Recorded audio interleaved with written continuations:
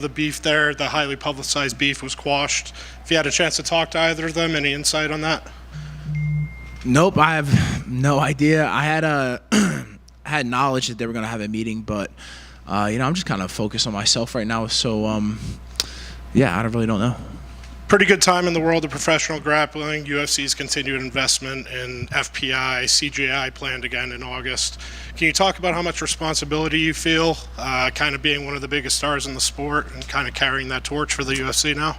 Responsibility I feel for being the biggest guy in the sport. Yeah, I don't feel any responsibility at all. I just kind of, I am myself. I do what I got to do. And I'll just take it one day at a time and have fun. Another one of your former training partners, Gordon Ryan, him and Mikey had some beef recently last year, going back and forth about the use of PEDs in the sport. Obviously, they're on kind of opposite ends of the argument. You've always maintained that you do it the right way. Can you talk about that beef and any comments on their back and forth? Well, I just think that using performance-enhancing drugs probably takes away from, the purity of the sport in the sense of like how good your technique is, how athletic you really are, because you can just overpower somebody. And also, like, a lot of these guys can just take steroids and not necessarily work out and build muscle. That's kind of like, that sounds like cheating, right? So yeah, I would love it if every competition in jiu-jitsu was drug tested vigorously, and I look forward to the day that UFC commits to that. How important is it for the continued advancement of the sport? Obviously, different organizations view it different ways. Do you think cleaning the sport completely of it is going to help it continue to kind of grow into the mainstream?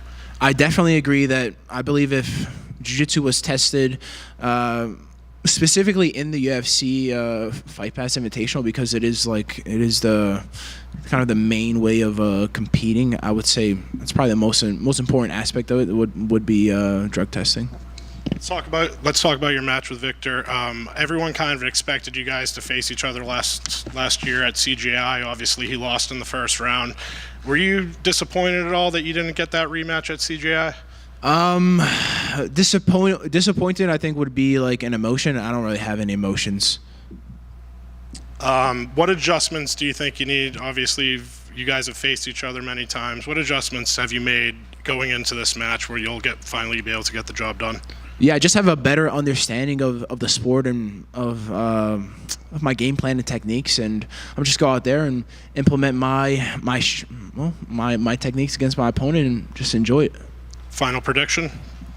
Nicky Rod via submission. Thank you. Thank you. Right here. When you say you have a better understanding of the sport, what exactly do you mean by that? Well, jiu-jitsu is a knowledge-based sport, right? Obviously, you need attributes like I have great attributes, long arms, big hands, big feet, handsome. All those things work in my favor, and then you toss in knowledge upon that, just a better understanding of how to implement these techniques. Like maybe for the first year or two, I really only had like two ways of passing guard. That would be body lock and then knee cut. And then nowadays I have much better understanding of passing guard, of submissions, of strategy as well. So I think I'm going on my 7th year. This will be year 7 in June. So a lot of these guys have been in the sport for 15 plus years. So I'm definitely grasping a better understanding nowadays. Nicky, every time you've grappled Victor, it's a very competitive match, and somehow he always comes out on top. I guess what you kind of already alluded to, like what's going to be different, but I guess looking back on those matches, what are your analysis on them? Well, there's a few different aspects, like we have points nowadays in UFC, so it's not just, you don't just have a match and then this guy says, oh, I think this guy won. It's not an opinion-based match. It's a fact-based match. So if you score, you win. If you don't, you lose. I think that's a big aspect where previously we competed. It was strictly up to the judge's decision. And then, I think it just comes down to a better understanding of how to do jiu-jitsu. I progress very fast in this sport, and I have a great team behind me that helps me learn constantly, and I'm excited to implement these new techniques upon my opponent. Good luck. I saw Craig was back in Austin. I don't know if you guys crossed paths since he's been back, but you talk about your team helping you. What's it been like having Craig back in the gym? Yeah, it's good having Craig. I saw him for I mean, he was there for a day. That's that's all I need. Yeah, it's good to have a guy like that in the room. He has a different take on the sport, where I'm very top heavy. I want to stay on top and dominate these guys from top position. He's really good in weird positions. So I think it just brings a different perspective to grappling when he's around. Obviously, him and Danaher seem to be cool again. Are you and Danaher cool? I'm cool with everybody. I don't care. All right, thanks.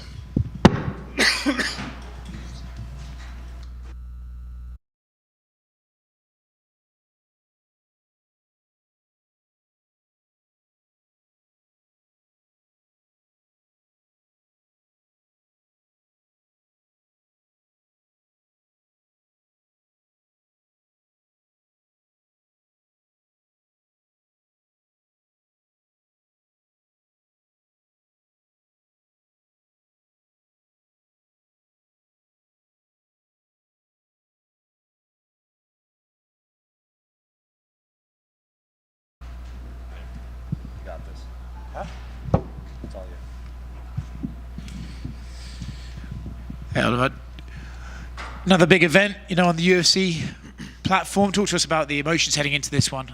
Gratitude. Yep. That's the main emotion. Grateful, happy, to be back here on the stage, ready to put on a good event for all you guys. Do you feel like when you head into these ones that it feels bigger than maybe some of your other competitions you can compete in? I treat every competition the same way. I'm always trying to be as professional as I can. I'm always trying to do things as best as I can leading up to it.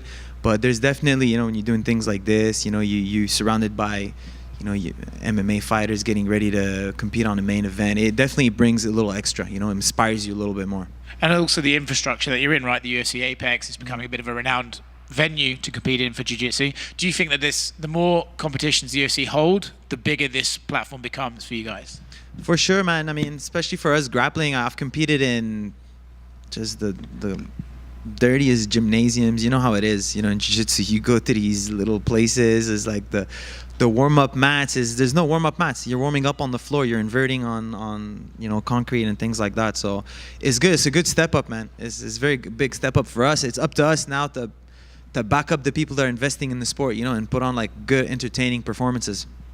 And talk to us about the contest yourself. Where do you have your strengths? Your opponent has his weaknesses. Where do they match up? Talk to us about the contest itself. I think we have both similar strength in the sense that we're going to be very dynamic with our submission attempts. He likes Kani Basami. I like double trouble rolls as well. He likes flying upper body submissions. I like Granby rolls. It's very dynamic. I think it's going to be very fun. Also that we have 8 minutes without points. So those 8 minutes, really going to try to make the most out of them. I'm not trying to go to the point section. I want kill or be killed, So he does fatigue over time, like any human being will fatigue. So that's where I'm trying to go as well. Trying to put a very high pace on him. Co-main event, people are going to be watching. We want to keep it entertaining, Right here. One of the hot topics in the jiu-jitsu world these days is obviously the performance-enhancing drug aspect of that. And guys like Nicky Rod was just in here. Mikey did the December one, and they're obviously very vocal, and they oppose it, and they want more testing, and they think this partnership with Fight Pass and the UFC is a good first step. I'm curious where you fall on that. I agree. I'm 31. I started at 19. I was first introduced to jiu-jitsu. I've never touched anything. I'm not I don't judge anybody that does it. People have different health issues, different upbringings. I think it's definitely a shortcut. Juicing is a shortcut. It takes away from, I feel, the journey that you're on. You're gonna have to.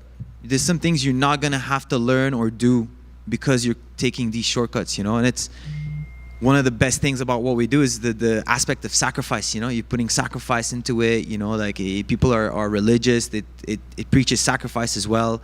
So I'm not saying you can't do all these things. You can't sacrifice more when you're on juice. But I just feel like it's nice to keep it clean, and you can look good without having to juice. I know some people say, oh well, these guys will come in, they'll look jacked, they'll look good.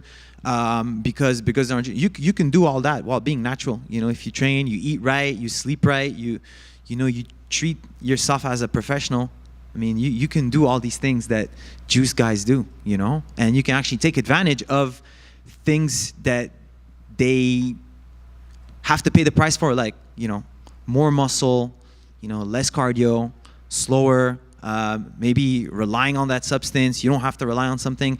It can give you an edge, And for me, over the years, I'm starting to mentally be happier about not being on anything, being natural, and then seeing people in front of me who juice as, people who just took some shortcuts whereas I didn't, So that's my stance. Have you ever felt pressured to like go down that route, or not just like externally but also internally as well? Not pressured. I mean, has the thought gone in my head in the past? For sure, because I see people before and after.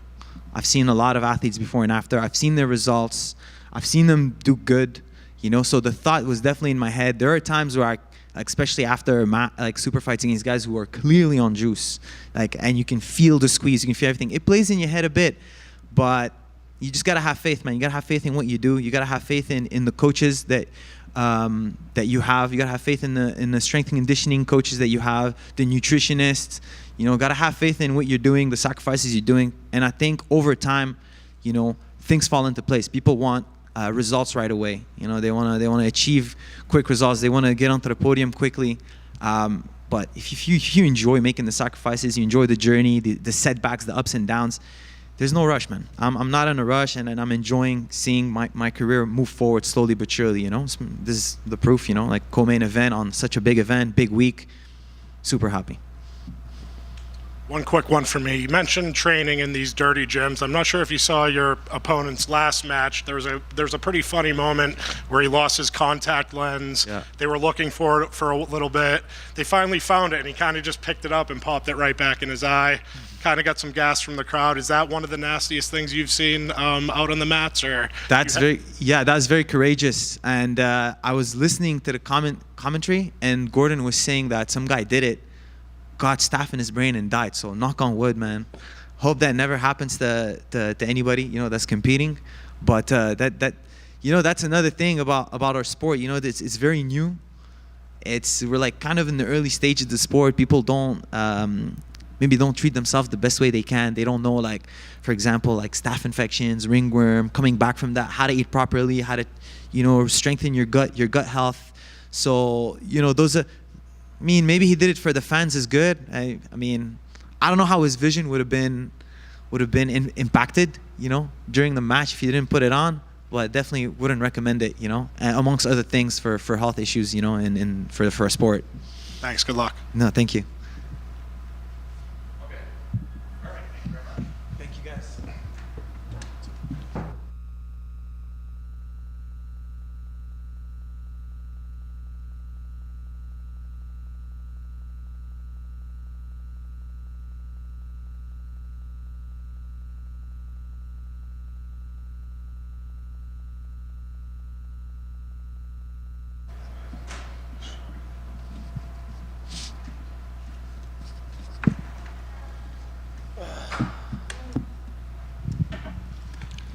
How you doing? Guys, what's up? Thanks for How are joining. you? I just asked your opponent about your last match here at the Apex. You had one of the funnier nights of the moment.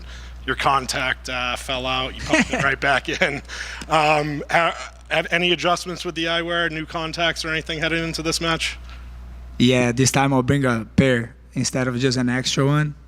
That way, if I need to just throw, because I rather if the contact comes out, I don't want to stop the match and then go look for someone on the side to give me. I just need the momentum to keep going, so no distractions. I would have taken out, but the previous match to that one, I did that, and it was kind of hard to wrestle. I'm not used to it anymore, I guess, to being blind. Living in America, man, I got spoiled. Now, with that said, this time I'll bring an extra pair. I'll just take it off. We go from there, and I'll put the spare after. Last couple of times you've competed here, your wife has been on the card with you. She's not on this card. Any thoughts going on? Is there any pressure with her not being on the card, and how do you envision going into this match without her?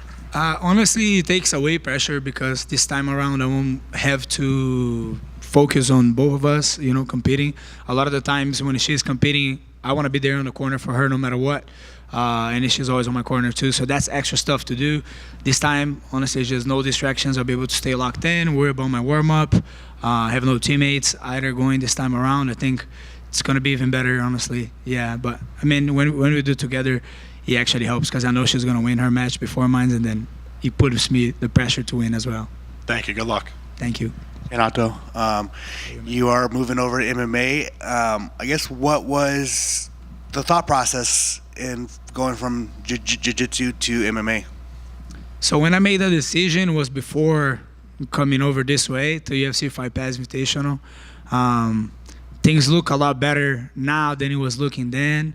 I was just about to compete Worlds in the gi for the last time. I was training already a little bit of MMA, on and off for a few years. My wife used to fight MMA as well, so I was always around, get the beginner intro classes, and then once the jiu-jitsu schedule got busy, I would always, back out of it and focus on jiu-jitsu again. But that time around, I was looking for actually just go and wrestle.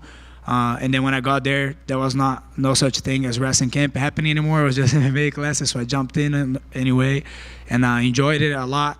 And jiu-jitsu was becoming a little bit more stressful, and monetarily speaking, wasn't great either. So, I was already like 25, 26 when I made the decision. So it's been about 2.5, 3 years that I've been training for it. I already went through UFC, no. I already went even through problems with MMA contracts and things like that before I even fought, which kind of sucked. So it delayed my debut, but it made me better ready. So hopefully we'll be hearing something about in the end of this event. I'll be able to announce where I'm competing next, which is very soon, and it's going to be very exciting. How excited are you?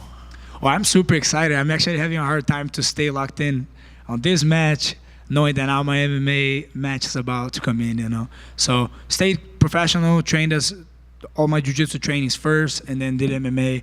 My MMA trainings now towards the end, slow it down, and just kept as, what is it called? I just kept the momentum going, but not as intense as usually is. As soon as this match is done, I'm right back to it. And then, then full-on sparring, doing everything I need to do to prepare for the fight. But I'm super excited, honestly. For you, how different is it training MMA from just training jiu-jitsu? I mean, it's just a lot of extra stuff to worry about, I feel like coming from jiu-jitsu, we do have a little bit of an advantage as far as we train a lot like retards and we spar a lot for no reason. Every single day we have to have 5 rounds in each training. So it's 5 in the morning, maybe 5 later on. So we are always doing the sparring part of jiu-jitsu. So you're always grinding, always pulling, always starting. So I feel like that helps a little bit with like power, but at the same time, while you don't have the coordination, you just look a little bit retarded. So like I said, I've been training for about 3 years now. Things are starting to look better and better. I'm able to, keep my eyes open, be able to move my head better, getting my feet moving. Everything's coming out a little bit more naturally now. So, I can't wait. I can't wait to fight, honestly.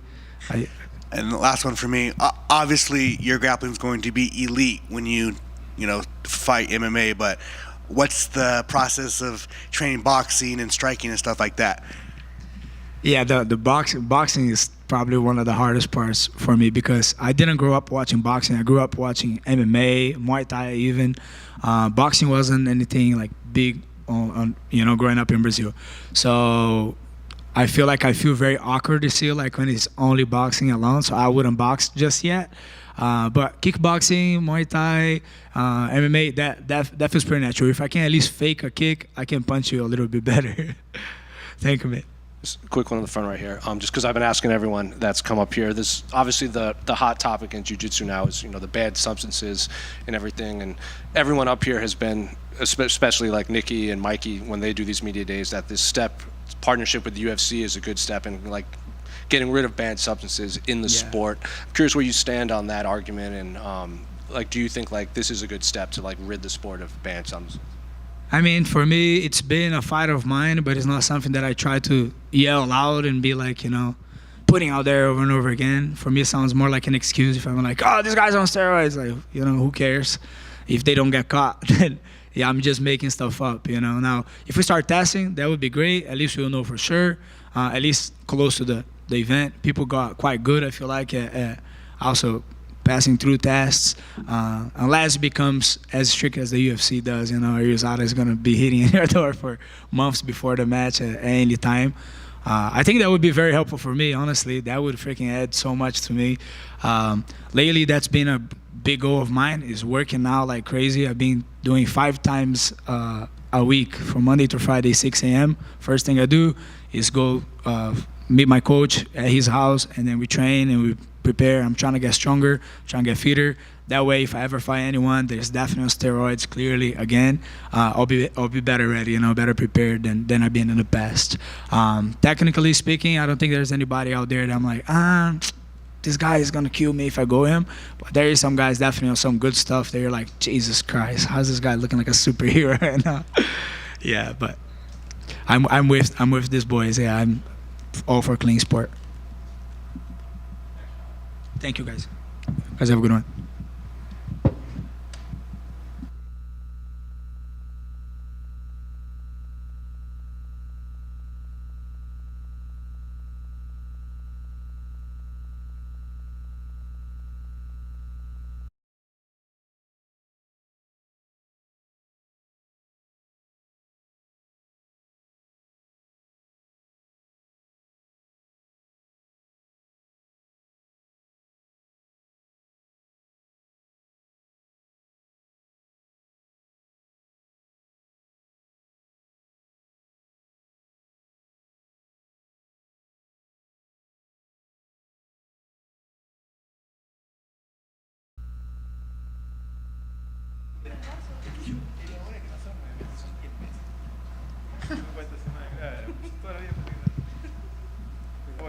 Victor, front right here.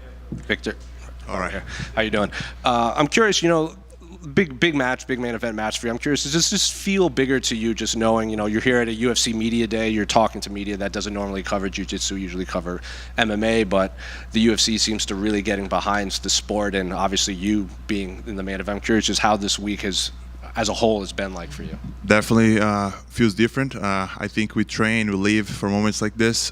We win tournaments, everything kind of like more in our niche of our sport, but having a chance to kind of like break out of that niche and be here today is something that we work really hard for, and I'm really excited, just grateful.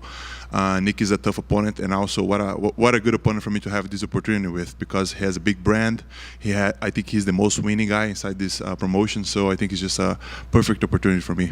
Well, speaking of Nicky, obviously he was in here and he said, he has a better understanding of the sport. He's not really putting too much emotion into this matchup as a whole. You obviously have a lot of experience and a lot of positive experiences against him in the matchup. So what are you expecting from Nicky when you do match up with him again? He's a really smart competitor. I see him coming in trying something new. I can see him trying to do that, but I think I covered all bases on my training. I try to be really dynamic with my approach. I told somebody earlier that I have been on the FPI before as the lighter guy. I fought somebody 40 pounds heavier than I was. I fought somebody the same weight as me, and now I'm the heavier guy against him. So it will be something different, but I look forward to implement my game. I know he's sharp. He's coming off big wins. He's a millionaire now, but he's also a dad. So there's 2 weights to it. So I look forward to see how that plays out and just have fun, put on a show, and represent my country and myself. Have you seen an evolution in his skill set since your previous, like from your first time matching up with him to now? Have you seen a progression, or is he relatively kind of the same grappler as back then? There was. It's funny because every time we competed, there was always something like, I was just a blue belt and he's a world champion. In that match, I was just a purple belt and he was a world champion. So we faced each other as the black belts. And since then, I haven't seen any excuses from him. But although I'll give him credit, he has gotten way better in jiu-jitsu. I think our matches just got better and better. But for this one, I think it has a lot of potential, because I feel like he's more confident on his game lately. I think he got a few submissions on this past year, and I think that kind of like builds up on his game, and I think that will have him willing to go more for submissions and push the pace for this match. I think whenever he sees somebody like me that has more experience, you could say, like, I've been doing this for a longer time, he probably was holding back a little bit, so I see him being more bold for this matchup that we have tomorrow. And just last one for me, because I've been asking everyone up here. The big hot topic in jiu-jitsu now is, the banned substances. Fighters guys like you or Mikey and Nicky Rod, they've all been outspoken against it. And they said this partnership with the UFC is a good first step to kind of getting rid of the banned substance in the sport. I'm curious, what do you make of, do you think that is the first good step, and how long will it take to kind of wipe out banned substances in competitive jiu-jitsu? Yeah, I think it's a good start. The main thing also with like the aspect of banned substances is in the jiu-jitsu, the most boring guys would be the one abusing it the most. So it would be like a mix of like bad fights and like a bunch of roided up dudes just like pushing each other around. So I see like these new faces of jiu-jitsu nowadays. We're standing for something, but also delivering entertainment on the mats. So I think that's pretty cool. And when it comes to that, it's about longevity as well. Nowadays we have really young people join the sport. So the more you push that narrative, I think the more toxic it is for the younger generations. And, you know, we're here right now in the spotlight. We want to make sure to leave a good example for them. So I think that's my thought behind that, yeah. Thank you. Victor, how disappointing were you? In the result of CJI last year? Everybody expected you and Nicky in the main event. Can you just talk about that? Oh yeah, man, it was. I don't like to say hardship, but it was kind of hard, you know. Like, I lost there. I got injured. I was out of the mats for a while. I had my dad, family over from Brazil to kind of spend time and kind of like chill, and then my dad ended up having a heart attack. So made it even worse. So it was kind of like dark times, but you know, I feel that's why I feel so grateful to be here today. Like, I went through some hardships, but I feel good now. And I also thank Nicky for the opportunity, because he's just off a big win. He's off a big moment, and to accept somebody that he lose 3 times to face in a big stage somewhere where he hasn't lost yet, I think it takes a lot of courage, and props to him. But yeah, it definitely was a tough phase. But I think that's what it's about, you know. Every champion, he goes through that, through those times, and you gotta, you know, shine the light on you and push forward. And that's how I felt. I feel healthy, I feel good, and I look forward to show my newest version tomorrow. This might be a silly question, but you know, you've grappled him 3 times, you've beat him all 3 times. Do you think that is like in the back of his head a little bit? I would think so, but I think both of us, him more lately, we strive for the submission. You know how much of an impact it is when you win by submission. I think from MMA, when you win by knockout versus when you win by split decision, there's a big influence there. So you always want to make sure that you're going to deliver the submission, because you want to make a statement. So on our previous matches, we haven't submitted each other yet. So even though I have the wins, I think we have unsettled business, if you could say that. So I kind of have this feeling. I have won, you know, like I like winning, but I think he also feels the same way, like, oh, he has beat me, but he hasn't submitted me yet. So I think that's kind of like what brings the fighter behind this match, you know. Like, I think we have more to prove. As I said, we haven't settled business, and I look forward to set it tomorrow. And finally, for me, do you think the rule set for tomorrow favors you or him, or do you think it just does not matter? It will be quite interesting, because if you end up going to the overtime, we actually never fought with scoring. I think a couple times we fought before, it was always just like submission only. So I think he's a guy that plays well with the points because of his wrestling background, and he's really athletic. So if you had to favor somebody, maybe him. But yeah, I don't really care about it. As I said, I'm confident, but definitely the points behind it make it a little more trickier to face a wrestler and athletic guy like him. Good luck. Thank you. All right, thank you guys.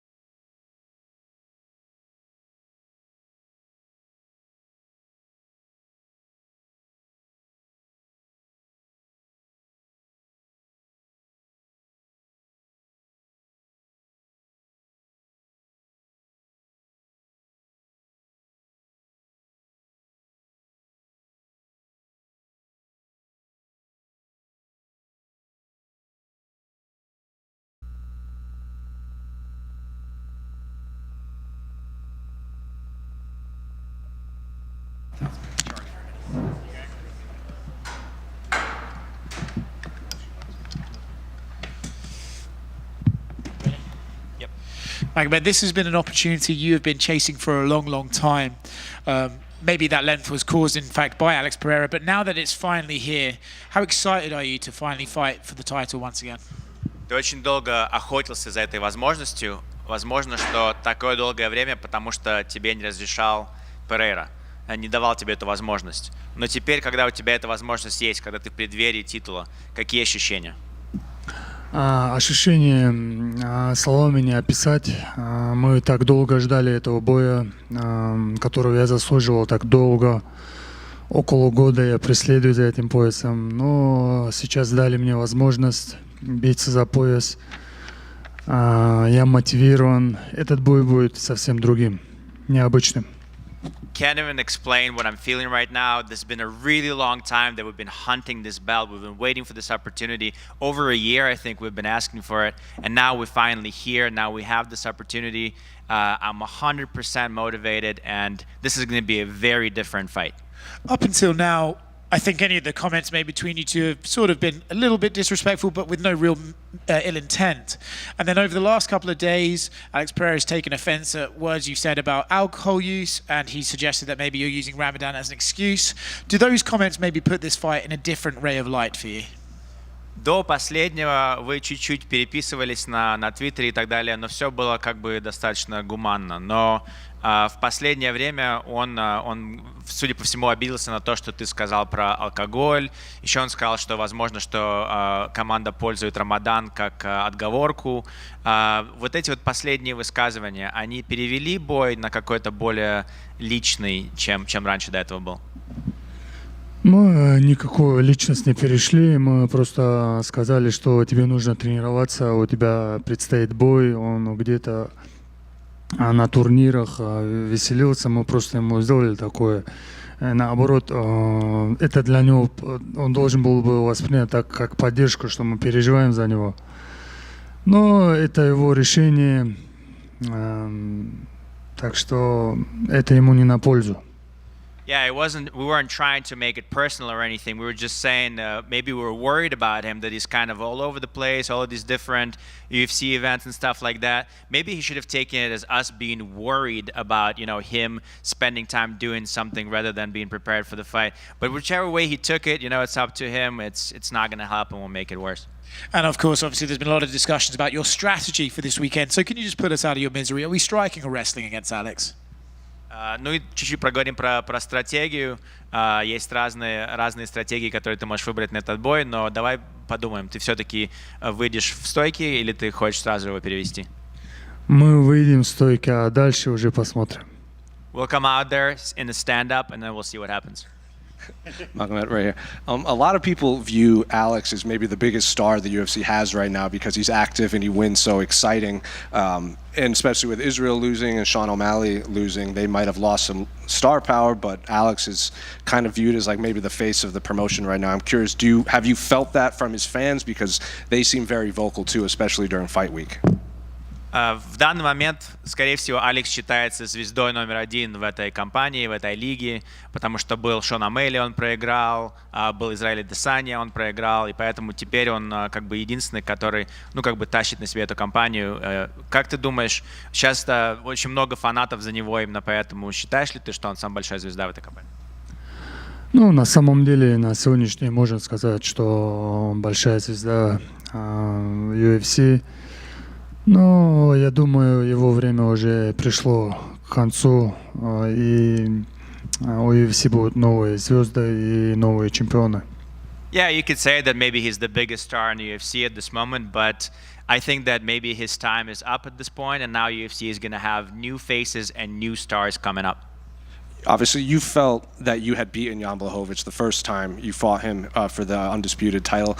Since that day, have you felt like the uncrowned champion, and maybe Alex and other people have been fighting for a belt that you felt you had won all the way back that time in December? Тогда, когда был бой против Блаховича, ты считал, что ты заслуживал выиграть этот пояс и что ты был чемпионом, но тебе этот пояс не дали. Кажется ли тебе, что ты остался как королем без короны, и этот вот пояс, за который люди сейчас все это время дерутся, и пояс, который у Алекса, это пояс, который по-настоящему принадлежит тебе? Так и было, но получилось так, что мне пояс не дали. как бывает, без короны король. Это не так. Сейчас мы будем биться за настоящий пояс. Есть чемпион, есть претендент, и мы сейчас определим, кто по-настоящему чемпион. Yeah, I think that's what it was. I think I did deserve to win that title, but I wouldn't say that I'm crowned king or whatever. Right now, we have a champion, we have a contender. We're fighting for an actual belt that's there. So we're gonna see who the real champion is. When Alex put that tweet out where he made the bet for the 200K to charity, did you just kind of roll your eyes at it, knowing that you can't make a bet like that, but you would be willing to do something maybe offline for a charity? Когда вышел вот этот твит насчет ставок, да, 200 тысяч, ты просто как бы закатил глаза по этому поводу, сказал, что ты же знаешь, что я не могу ставить ставки, это против моей религии, или ты сказал, что мы можем это сделать, но каким-то другим образом без ставок. Какие у тебя были мысли по этому твиту? Ну, мы так четко и ясно выразили свою мысль в Твиттере. Как мусульмане мы не одобряем это ставки, и мы никогда не делаем ее.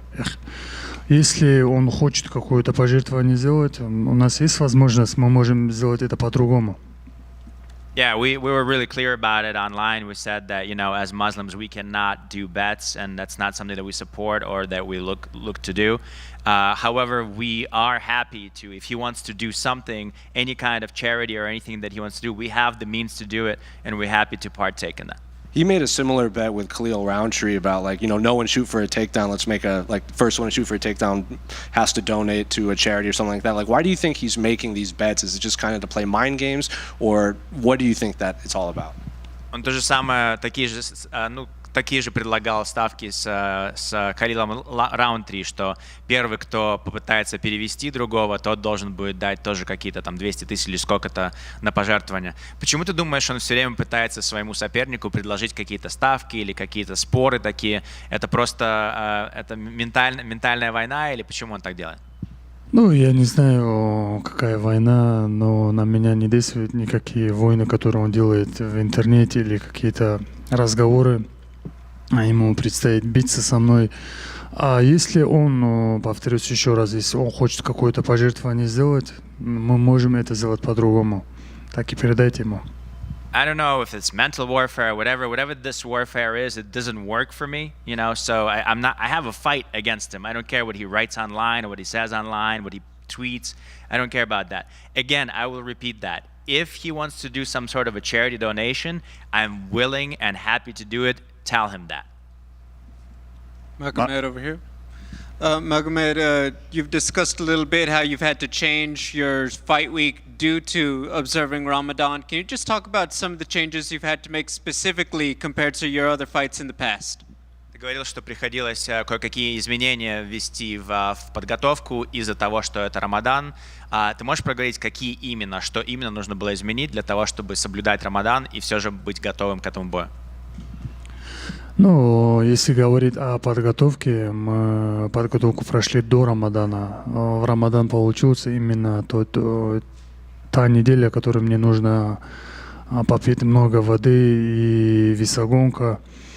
Для этого мне пришлось просто пропустить пару постов и чтобы войти в вес, попить много воды. If we're talking about the training or the training camp, the preparation, that was done before Ramadan, so there was no issues with that. The only thing that we had to change is because the week of the fight is Ramadan, what I had to do is I had to break a couple of fasting sessions because I have to drink a lot of water in order for me to be able to make the weight. Other than that, everything is the same. Thank you. Oh, Magomed right here. Where are the signature sunglasses today? Где твои очки, в которых ты всегда приходишь на пресс-конференции? Сегодня тренер забрал у меня их. The coach has taken them today. I don't know why. And a guy that's been pretty, I guess, critical of Alex Pereira in the past, Jamal Hill's gone on record. He's picking you this weekend. He says he thinks you just have more ways to win. What are your thoughts on that? Джамал Хилл, который очень часто критикует Перейру, выбрал тебя как победителя на этот бой, сказал, что у тебя намного больше оружия, которое ты можешь использовать для того, чтобы его победить. Какие мысли, потому что он тебе дал привилегии? Но мнение людей меняется по-любому. Кто-то за меня, кто-то за него. Ну, что я могу сказать? Я могу сказать ему спасибо за то, что он выбрал меня. People's opinions, they change. You know, some people think one way, some people think the other way. It changes, but what can I say? I guess thank you. Thank him for picking me. Салам алейкум, Магомед. Сегодня, я не знаю, видел ты или не видел, Перейра снова высказался на твой счет по поводу того, что он видел в лобби отеля сумку с едой, которую тебе привезли, и обвинил тебя в том, что ты якобы не соблюдаешь Рамадан. Видел ли ты это и какая твоя реакция? Alex Pereira today went on record saying that he saw in the hotel that there was food delivered for you to eat, which means that you do not fast. As you said, that you're not going according to what Ramadan is supposed to be. So what can you say about that? Алейкум ассалам. Ну, мы видно же вот по этой суете, что он очень сильно переживает. У него в голове какие-то мысли непонятные. Ну, я понимаю его, он переживает. А так, насчет Рамадана, я еще раз повторюсь, мне пришлось отпустить пару постов. Это будет сегодня и завтра, получается, у меня 2 поста я пропускаю, а других моментов нету. А так, то, что он, конечно, он может видеть. У меня там сейчас, если даже посмотреть, открыт холодильник, там будет на мое имя еда. А если он захочет, пусть себе заберет. Yeah, I mean, he's obviously really worried about me and what I'm doing, and he seems to be nervous, so he's following all these things. And I mean, what can I say? I'll tell you again. I had to break the fast a couple times because there's something that I need to do in order to make the weight and in order to be prepared. So, you know, he seems to be way too concerned with that. I mean, even if he goes to a fridge right now and he opens the food and he'll see that there's food with my name on it, the UFC food that was given to me. If he wants, he can take it. Эта нервозность, как ты говоришь, Алекс, и того, что он переживает за бой, это может быть твоим преимуществом? The fact that he's seems to be pretty nervous and seems to be concerned about all these different things, do you think that it's going to be an advantage for you? Ну, я не думаю, что из-за того, что он нервничает, преимущество. Я думаю, в его любом аспекте преимущество будет на моей стороне. Ну, я так думаю. I don't think that it's this nervous energy of his that is going to be into my advantage. I think that I already have many more advantages for this fight. И последнее от меня. В UFC все-таки любят медийных, открытых бойцов. Ты у американской особенно аудитории ассоциируешься с закрытым, суровым человеком. В случае, если ты станешь чемпионом, готов ли ты стать более медийным? I know that in America specifically, they like, you know, loud media-friendly fighters. You're more of kind of like a brooding, concentrated type of person. If you were to become a champion, are you willing to be a little more open and talkative with the media? Скажу так, да, я понимаю, что я мало выкладываю в интернете или показываю себя мало, но медийным быть, делать какие-то дурные вещи, чтобы люди посмотрели, я не собираюсь. А так как человек, как на самом деле, какой я, наверное, скорее всего, буду показывать дальше. You know, I understand that it's important to be open with the media and stuff like that. I don't really do that much. I don't really post too much on social media and things like that. But you know, when it comes to being a little more open, to do what? To post some silly stuff on the internet just for the people to like you or something? That's not something that I'm going to do. But if I'm going to be a champion, I'm going to try and be, you know, a little more open and aware of the media. Спасибо, хорошего боя. Okay, hello. What type of feelings do you think Alex Pereira is going to give you when you look right through his eyes? What do you think is going to happen? And in how many rounds do you see the fight is going to end? Thank you so much. Какие чувства ты думаешь будешь испытывать, когда у тебя будет возможность посмотреть прямо в глаза Перейре? И сколько раундов ты думаешь продлится этот бой? Мы не можем сказать, сколько раундов продлится бой, но я буду с первого раунда охотиться за финишем. I don't know how many rounds the fight is going to go, but from the very first round, I will try and find a finish. The look in Pereira's eyes, what do you think he's going to feel? А насчет взгляда, посмотреть прямо ему в глаза, как ты думаешь, что ты будешь испытывать, когда посмотришь прямо в нем в глаза? Что я могу испытывать в глазах человека, который хочет биться со мной? Наоборот, злость, наверное, как описать, даже не знаю. Злость, скорее всего. What can I feel looking in the eyes of a man who wants to fight me and keep his championship? Maybe anger? I'm not sure. What can I say? I don't know how to describe it.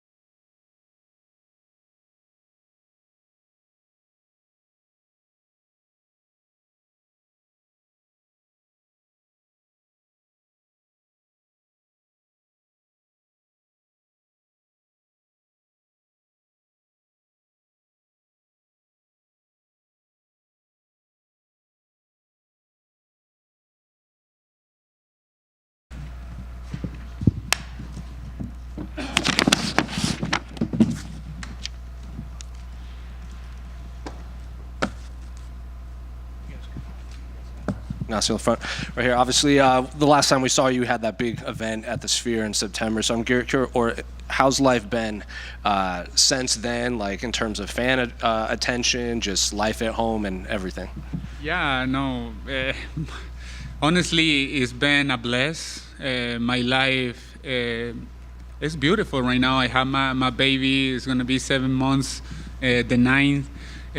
My wife, she's the best. She's the MVP of every camp. She's the MVP, and now I'm so blessed. I'm living my dream. I've been dreaming about this since I'm 4 years old, 5 years old, and it's happening right now. And the fun thing and the thing who make me more excited is it's just half of my dream. It's just half. It's a lot more to come, and I know it's coming. After your win at the Sphere, you said you had to go home, and you knew what was waiting for you, just baby duty and everything. So how's that situation been before you got into fight camp? Yeah, whenever I got back from Noche, I think I didn't left the house for 2 weeks. Yeah, I was on it was so beautiful. Like, it made me emotional because it was so beautiful how much time I could spend with my kid, and it's something like. Men don't talk too much. Like I always told my wife, you got the hardest job in the world. You gotta take care of a human, but nobody talk about the dads. Like, whenever they gotta leave in the morning, leaving the kid and the wife, losing those beautiful times. Like, whenever he started saying "papa," whenever he started moving or doing something funny. So it's hard. So having those times and be able to have time with my kid is the best thing. It never happened to me. Has it changed how you approach the fight game at all in terms of camp and everything? For sure. I'm way more mature in every aspect of my life. Like, as a fighter, as a human being, I'm better in every way.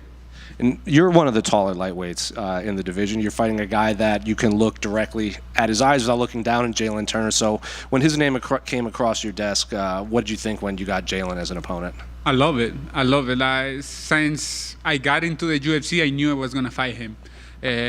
Just because he's tall, I'm tall. So every time they were saying, he's the tallest in the division, and then the other commenter said, what about Ignacio Bahamondes? He's tall too, he's 6'3" too. So I knew it was gonna happen. I was ready for it. I thought it was gonna be before the fight, whenever in Noche, we asked for him.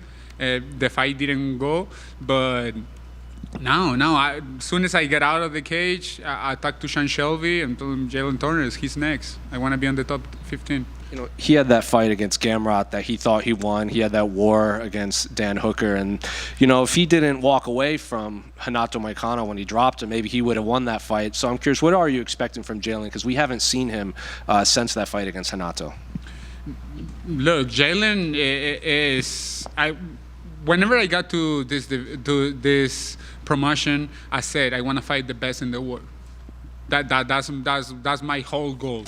Fight the best in the world, and I think Jalin is one of the best of the world. He is top 13 of the world, so he is a good opponent. I like the way this fight is going on, and this fight is gonna be that night because nobody knows what's gonna happen. But I'm ready to give everything like I always do, and I'm looking for the finish every time. And another, outside of this fight, your teammate Belal Muhammad finally has a fight coming up in May. What's it been like seeing him getting back in camp? It's kind of like a big pressure for me right now because I'm the first one fighting this year in BFS in the UFC. So, and we already got a lot of fights scheduled. We got Jair, we got Belal, we got Chalk Buffalo, we got Gerald Mershek.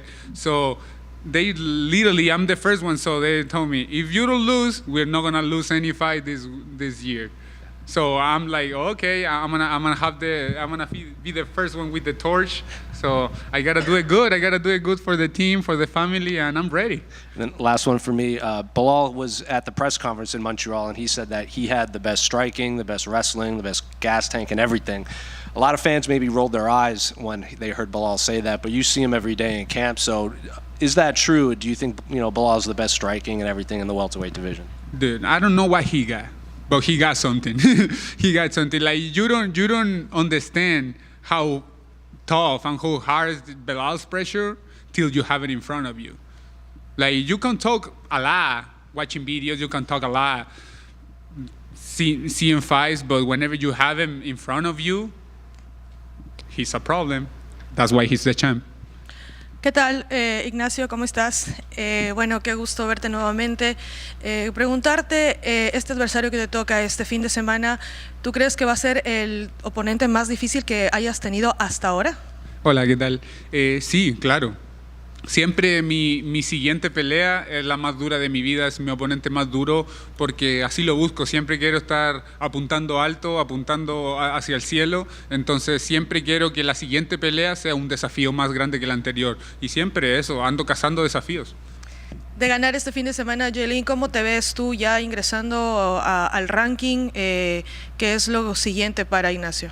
Mira, me emociono, se me pone la piel chinita porque yo ya lo soñé, yo ya soñé esto, yo ya viví esto, lo visualicé, yo sabía que iba a pelear con Jalin Turner, sé que le voy a ganar y vienen cosas grandes para el deporte, no solo en mi país, en Chile, sino que en toda Latinoamérica, México, Argentina, Brasil, todo Sudamérica está unida para esta pelea, entonces estoy feliz de poder abrir las puertas y Dios mediante poder llevar un UFC a Chile o a Sudamérica.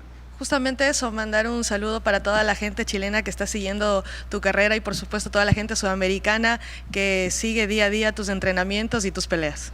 No, nada más que decir que gracias a toda mi gente latina, a mi chileno, a mi latinoamericano, mexicano, por todo el apoyo. Siempre cada post o cada cosa que sube el UFC se llena de cosas chilenas, se llena de vamos jaula, te apoyamos desde Argentina, te apoyamos desde México, te apoyamos desde Colombia, desde Ecuador. Entonces, eso me llena de alegría porque siento que me mandan su ki, me mandan su poder y yo sé que ese día cuando esté saliendo, cuando esté caminando hacia la jaula este sábado, todos van a estar con sus manos levantadas hacia la televisión para darme su poder, mandarme su ki y poder hacer la genkidama más grande del mundo. Sí, total, en Ecuador te seguimos muchísimo, así que un saludo para ti.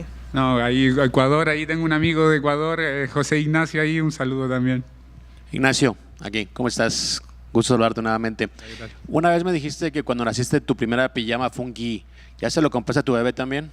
Sí, mira, la verdad es algo mucho más profundo que eso porque yo salí del hospital con un traje de karate, ¿verdad? Pero ese traje de karate lo confeccionó mi papá con sus propias manos. O sea, no lo llevó, no lo compró de una tienda, no lo compró hecho, sino que él lo confeccionó con sus manos, el que me hizo a mí. Y ahora que nació mi bebé, mi papá tuvo la oportunidad de poder venir a verlo cuando nació con mi hermano y le trajo un gi hecho por sus manos también, como su papá. Entonces ya él ya también tiene su gi, ya tiene su traje de karate también como su papá. Ahora dices que todo lo que estás viendo lo visualizaste. Y recuerdo que años atrás, en otras situaciones, me comentabas que tu sueño era pelear en Las Vegas en el UFC. Estás cumpliendo tu sueño, obviamente. Sí, claro, por eso te digo, y mucha gente me dice, ¿por qué, Nacho, no te cuesta el corte de peso? ¿Por qué te veo tan feliz? Andáis siempre sonriendo en Fight Week. Toda la gente del UFC, del staff me dice, y le digo, es que este es mi sueño. Este es mi sueño, estar aquí, ser parte de Fight Week, estar y pelear. Es mi sueño desde muy chico. Soñaba este momento y está pasando ahora y eso me llena de alegría. Entonces cada vez que llego a Fight Week es como fiesta para mí. Estoy viviendo mi sueño. Yo siempre quise estar aquí en estos momentos, estar con ustedes aquí mirándome y preguntándome cosas, siempre quise esto y le agradezco a Dios de que me dé la oportunidad, la salud y la buena gente en mi camino para poder llegar a donde estoy ahora. Last one from me. Chile se representan dentro del octágono contigo. ¿Cómo ves Chile a nivel latinoamericano en cuanto a MMA? Argentina vemos que tiene varios participantes, Chile parece que venía en ascenso, pero creo que se estancó. ¿O cómo lo ves tú? Mira, ahora con todo lo que está pasando y ahora con mis peleas y eso ha crecido mucho el deporte en Chile. Talento hay de sobra. Yo tengo hermanos pequeños, sobrinos que vienen, pero yo los miro y digo, ¿de dónde?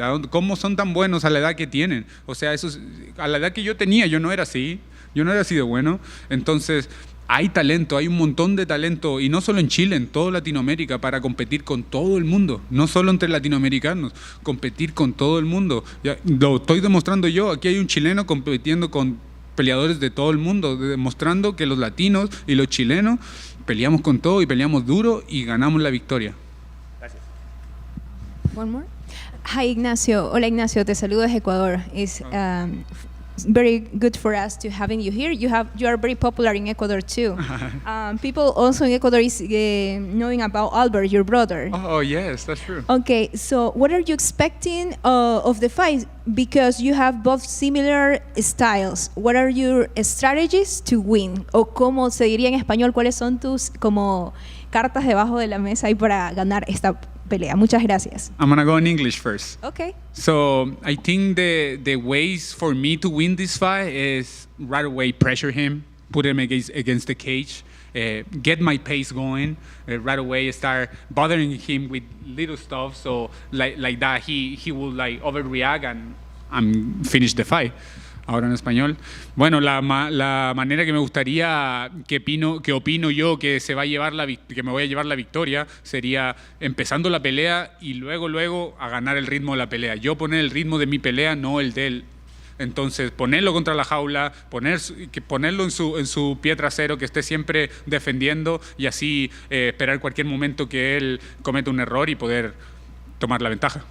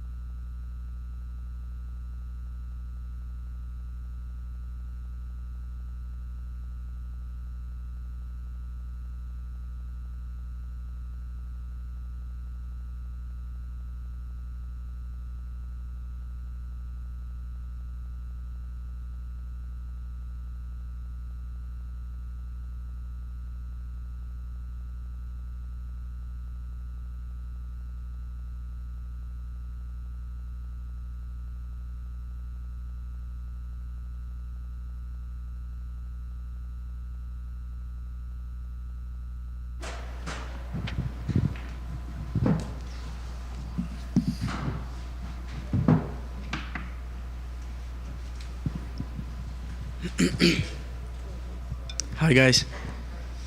That's good. Good. Well, Rafael, in the front, right here. It's obviously it's been a while since we last saw you. The last time we saw you in a fight, you got hurt, and then it's been the last several months. I feel like you've been calling for fights, asking why people aren't calling you out, but now you have an opportunity to rematch Justin Gaethje. So I guess how's the last week been since not having a fight to now getting to rematch Justin on such a big card? Oh, all this time I waiting the fights, waiting some call-outs, and I see nobody. So I make my decision. I have to look my weight. I have to check my weight every day, watch my weight, and stay in shape maximum how I can. And I believe maybe I go to short notice because nobody fight. Did the UFC give you a reason why they weren't giving you a fight, or were they just waiting for the right name to approach them?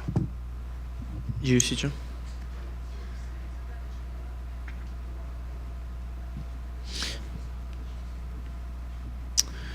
Honestly, no. I don't hear nothing from them. I'm just waiting and something from them all of this time. Yeah. I'm just saying to my manager hey, if you have some message from UFC, don't ask me. I say yes for you, for everybody. Top 15, top 10, not rankings, debut guy or somebody. Just don't ask me. Say yes, I'm ready for. I just wanna go fight.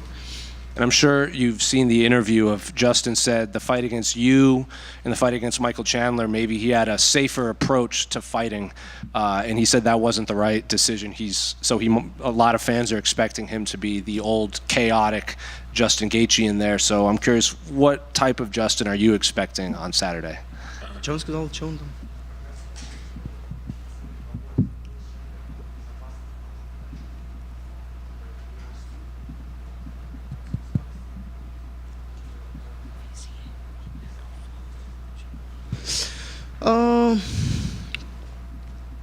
Doesn't matter. I like Justin who go forward, who make the house in a octagon. I like that, and I wait that from the first fight.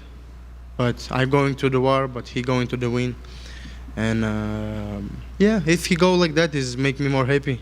I'm just you telling me now, and oh wow, now I'm more excited. Dan Hooker predicted that when he had this fight that the winner, he said the winner and loser are probably both going to the hospital. Obviously, now you're filling in for Dan. So are you expecting the same thing? Both you and Justin are probably in for a hospital visit after this fight. Maybe. But hospital here, last time I go, this hospital is so crazy.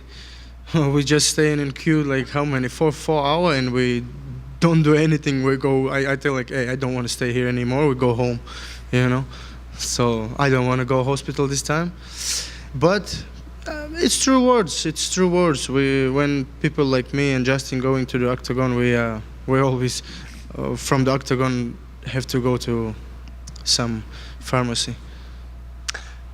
Last one for me.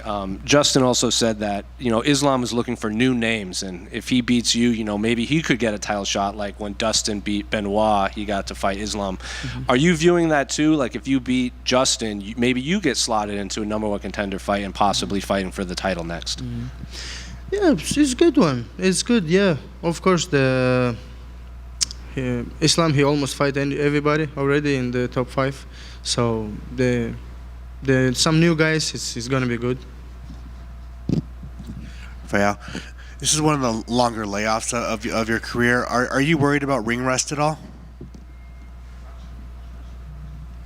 Долго, не? Sometimes yes, sometimes I'm thinking I very miss that, and sometimes when we very miss for something, and when we try it first time, after a long time, it's gonna be good. Yeah. Maybe not easy, but always gonna be good. For me, it's I very miss for that, very, very. And I know myself. Every time when I'm not trained long time, and first day I come back to training, I'm do very nice training, and I feeling good, and I'm really enjoyed. So and this time I believe it's going the same. I'm really enjoyed, and with good energy. I miss that so much. Were you ever offered a rematch against Gamrot? Yeah. They give me a rematch against Gamrot. The match February 1st in Saudi Arabia, and I say yes, let's go. But after everything changed, it's the same. Sure, you fight February 1st against Gamrot. So I'm say yes, let's go. And after a few days or 1 week, I see he start to call out some Paddy Pimblett or somebody, and I think, oh my God, what happened? How it's happened? We have fight. So I'm ready. Before.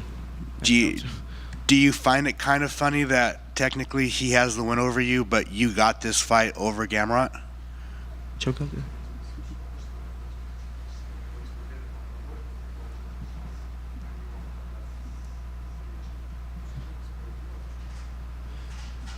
Oh, this is a justice, I think, because he not gonna fight me on February 1st.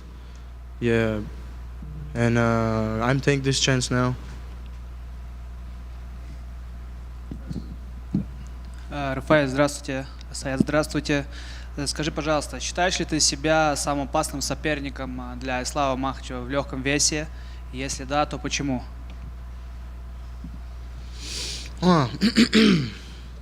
Я считаю себя опасным соперником для любого.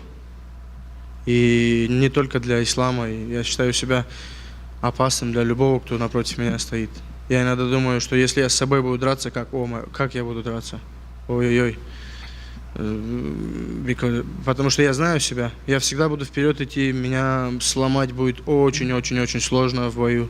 И я знаю, что я вперед до конца буду идти, драться и искать ключи для победы. И еще вопрос от меня. Сейчас месяц Рамадан. Как справляешься с нагрузками, гонять вес? Получается ли все, или это дополнительные сложности создает? Ну, это мой первый бой в месяц Рамадан. Я, конечно, всегда делал все для того, чтобы подраться либо до, либо после Рамадана. Потому что для меня намного важнее в этот месяц оставаться близким к Богу и делать то, что я должен делать в своей религии. Но иногда бывает такое, что мы не можем отказаться, потому что это такой... Все-таки эти бои, они как бы требуют быть готовым иногда драться в любое время. Поэтому я сейчас не пощусь, потому что я нахожусь в пути, я далеко от дома, я не могу даже поститься, потому что мне и вес гонять надо, все дела вот эти. Вот, поэтому после неделю я пропущу, но потом я это все восполню, и на следующий же день после боя я планирую поститься, поэтому вот так вот. Спасибо за ответ, удачи. Спасибо. Rafael over here. Obviously, you're coming off the bad injury against Gamrot in September of 2023. I know you just mentioned you missing being inside the cage during this long time, but are there any things in your mentality that maybe changed during this long layoff, or just anything you reflected on during this long layoff that changed your perspective on something? Что там поменялось? Change что?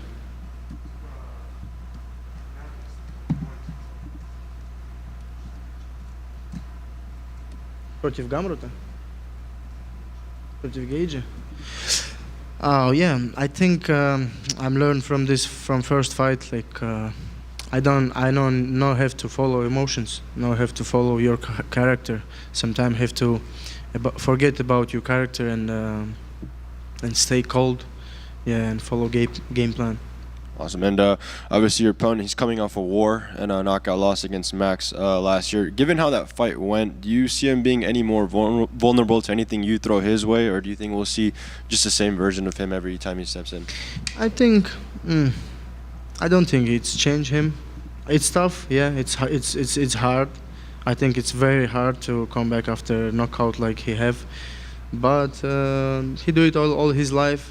I think he sit in a home, think about that, forget about that, and come back to camp and training and come back to fights. Awesome. And last one for me, obviously, the fans have seen you throw out some unique call-outs at times, even talking to Hasbulla after your fight. Do you think we'll see any of that this weekend if it goes your way, or is that all behind you now? Yeah, this week I'm still thinking. I'm still thinking what I do after this fight. I'm prepared something funny, something you like, guys. Rafael, back here to your left. Taking the fight on short notice, having a limited window for preparation, how much time were you able to allocate to actually putting together a game plan for Justin?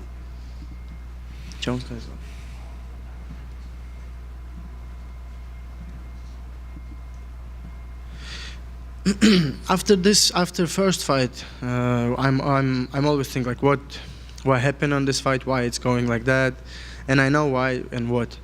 So not big deal to change some to build some game plan, because I already have good game plan against him, and this time I just have to follow that. So you're expecting a pretty similar encounter with him? Yeah, like Justin said, he wanna make house. He wanna come back for old Justin. Yeah, well, who know? Man, that's T-Mobile Arena, many people, and when I saying like, oh, I have to fight like cold brain, cold blood, like follow game plan. When I say that, I'm thinking like, Rafa, you sure that to do that? This is like this is what you can do. Maybe you again go forward and making the war in the octagon. So hard to say. Is there an advantage for yourself to taking a camp or taking a fight with no camp? John? I think all this week I'm thinking about that. Normally, when I come to fight week after long camp, after hard camp, I'm tired. I just want to fight and I want to finish all of that and go rest. But now I now have all this. I now have all camp and I'm not tired. I'm just come fresh.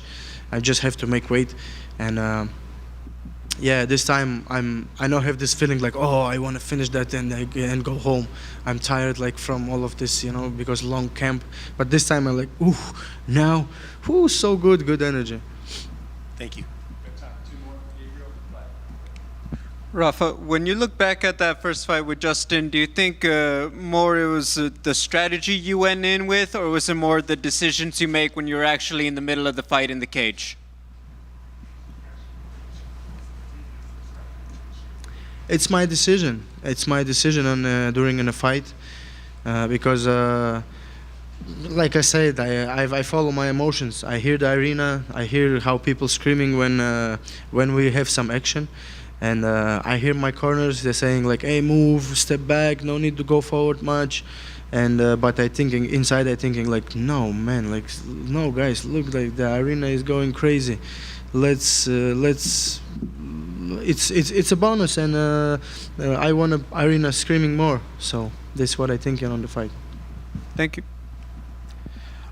Привет, Рафаэль. Первый вопрос. Сколько стадий в своей голове ты прошел, когда получил звонок от UFC и решил для себя, что да, я хочу подраться с Гейджи за 1,5 недели до боя? Да, я не решал ничего, мне только сказали, такой, о, конечно, давай, я сразу запишу себя, я дам свое имя, и я даже ничего не думал, никаких стадий не было. Я сразу захотел это, и такой шанс против такого бойца, как Джастин, это мечта, я думаю, для любого бойца. Поэтому я когда это услышал только, я сразу свое имя дал. Я, конечно, не верил в то, что он согласится, потому что он меня один раз уже выиграл, для чего ему со мной еще раз драться, еще один шанс, да. Но я не раздумывал, я думал, да, я дам свое имя, я не верю в то, что он согласится, но если он согласится, когда он согласился, когда мне сказали, что все, пакуй вещи, ты едешь в Америку, я так счастлив был, я так радовался. Да, и до сих пор радуюсь. Я когда его увидел здесь, его тренера первый раз, вот вчера, я ему руку подошел, пожал, говорю, эй, мэн, говорю, спасибо, у меня сегодня день рождения, и я говорю, за подарок на день рождения спасибо, я считаю это подарком на день рождения, то, что подраться с тобой еще раз, для меня это как подарок. С днем рождения, кстати, надеюсь, лучший подарок ты себе сделаешь в субботу вечером. Спасибо. Но, тем не менее, смотри, ты на 10-дневном уведомлении выходишь, ты летел через полмира сюда в Вегас, и тем не менее ты считаешься фаворитом у букмекеров. Тебя удивляет такой расклад? Да, меня это удивляет. Меня это и в первый раз удивляло, когда я был фаворитом. Меня всегда удивляет, когда меня фаворитом ставят.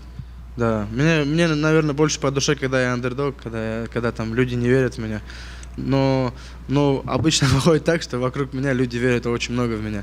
Поэтому это хорошо. Наверное, я просто неплохой боец. Смотри, ты отсутствовал больше года, за это время в дивизионе много что поменялось. Считаешь ли ты, что у тебя шанс прям с 2 ног ворваться в титульную гонку? Думаю, да, потому что победа над таким бойцом, она и он топ-3, да, это большое заявление, это много дорог откроются после этого, поэтому да, конечно же. Тебя тут спрашивали про Ислама Махачева, но если в случае победы тебя решат свести в претендентском бое с Арманом Царукяном, как ты к этому отнесешься и согласишься ли ты на такой бой? Ну, мы об этом уже разговаривали, как бы. Мы об этом уже разговаривали, я об этом думал. Да, в претендентский бой, я думаю, да. Ты говорил, что в бою Майкана и Махачева болел за Ренато. Можешь расшифровать эти слова? И видел ли ты хоть какие-то шансы у Рената на победу? Ну, не совсем болел, но мне как бы я не за обоих их не болел. Да, поэтому не совсем болел. Но я просто хотел, знаешь, чтобы посмотреть больше раундов. Ну, что-то наподобие боя против Дастина Порье. Ну, чтобы просто больше посмотреть чемпиона в деле. Потому что чемпион есть чемпион. Да, он там выигрывает всех в первом раунде, но хочется посмотреть его дольше, хочется посмотреть, чтобы ему кто-то его понапрягал, да. Вот, а этого не случилось. Еще один про Джастина. Последний его бой завершился с Максом зарубой на последних секундах. Если бой дойдет до последних 10 секунд последнего раунда, ты готов будешь показать на центр октагона и также замахаться с ним? Почему нет? Почему нет? Если все будет идти так, как шло, и так как шло в нашем первом бою, если у нас будет такая заруба, и почему бы нет, это круто, люди любят это. Если люди любят, то и я это еще больше люблю. И последний от меня. Сейчас Илья Топуря заходит в lightweight, и ты не думал о том, чтобы провести бой с ним? Потому что стилистически, мне кажется, вы вдвоем могли бы устроить хорошее шоу. Это хорошо для этого веса. Этот вес самый опасный вес. Наш вес самый опасный вес, самый конкурентный вес. Весь мир находится около 70 килограмм мужчины, поэтому у нас большая конкуренция, и у нас реально там, на кого ни посмотри, все опасные ребята. Топ-15 все мощные ребята, а за топ-15 там еще тоже мощные ребята сидят. Поэтому еще одна звезда в этом весе, это очень хорошо для нас. Вот. А насчет боя против него, то я думаю, что когда два ударника встречаются хорошего уровня, это всегда интересно. Вот. Спасибо большое, удачи в бою. Спасибо.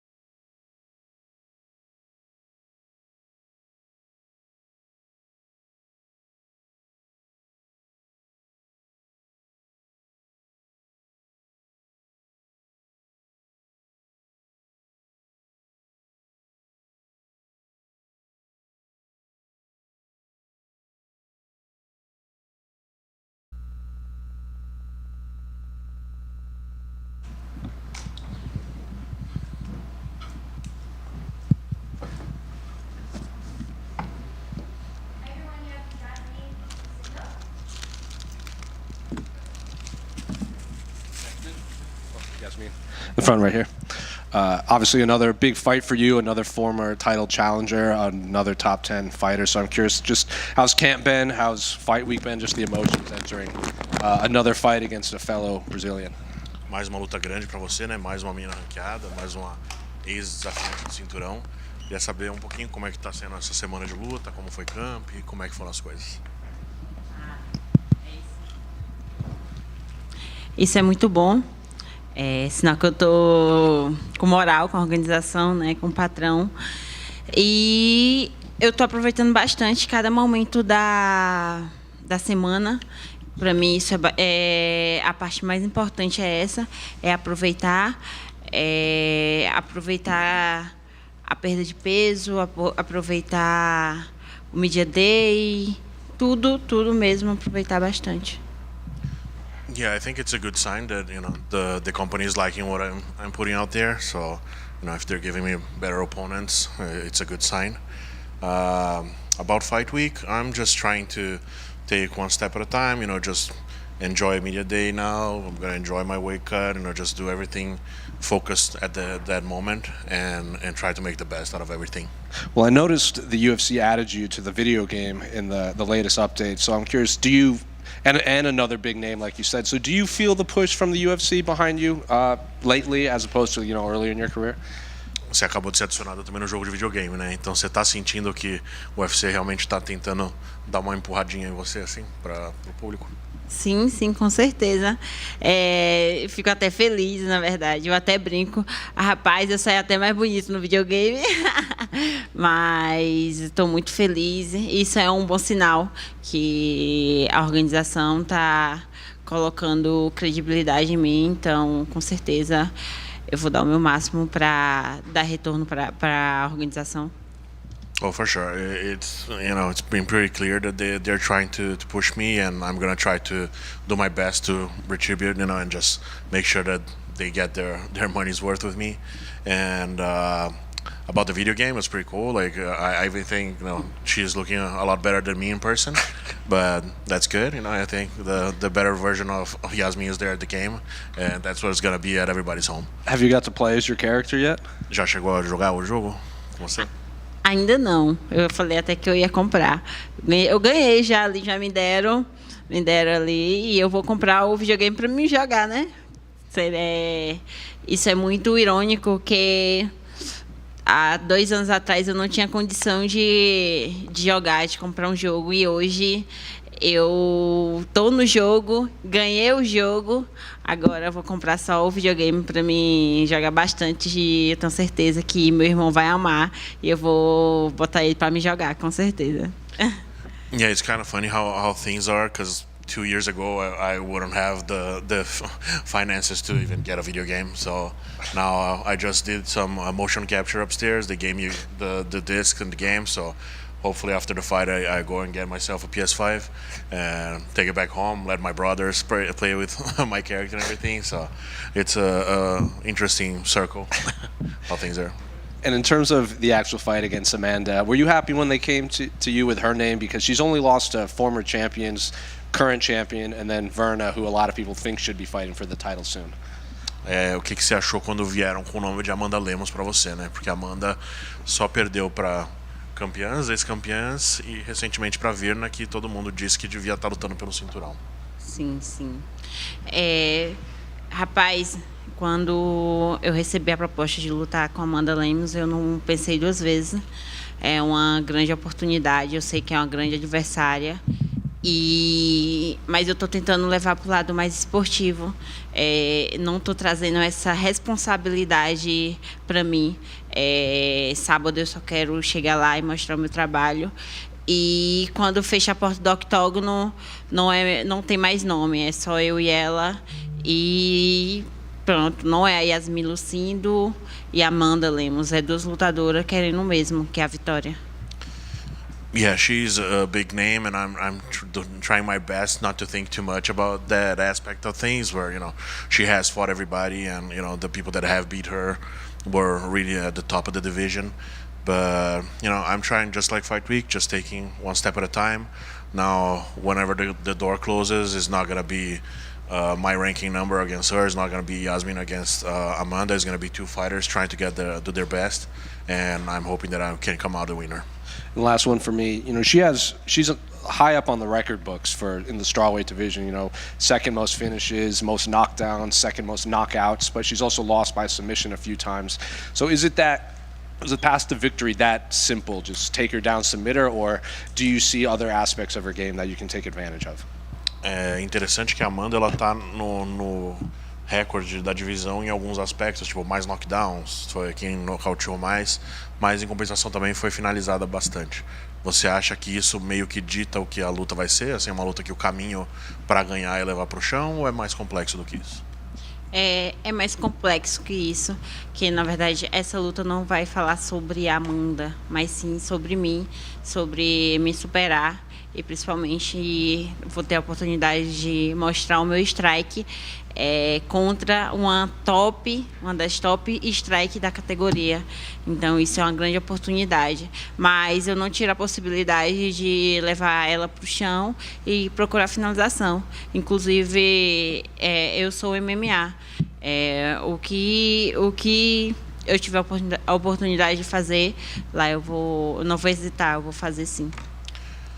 It's a little bit more complex than that. Amanda is a fantastic striker. She's one of the best strikers in the division, without a doubt. But this is a fight where I must overcome myself. We know what Amanda does, but it's about Iasmin Lucindo becoming better than she was the day before.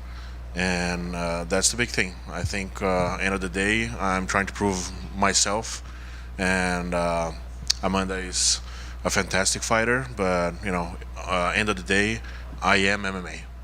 I am a striker, I'm a grappler, I'm a wrestler. I am whatever the fight calls me to be.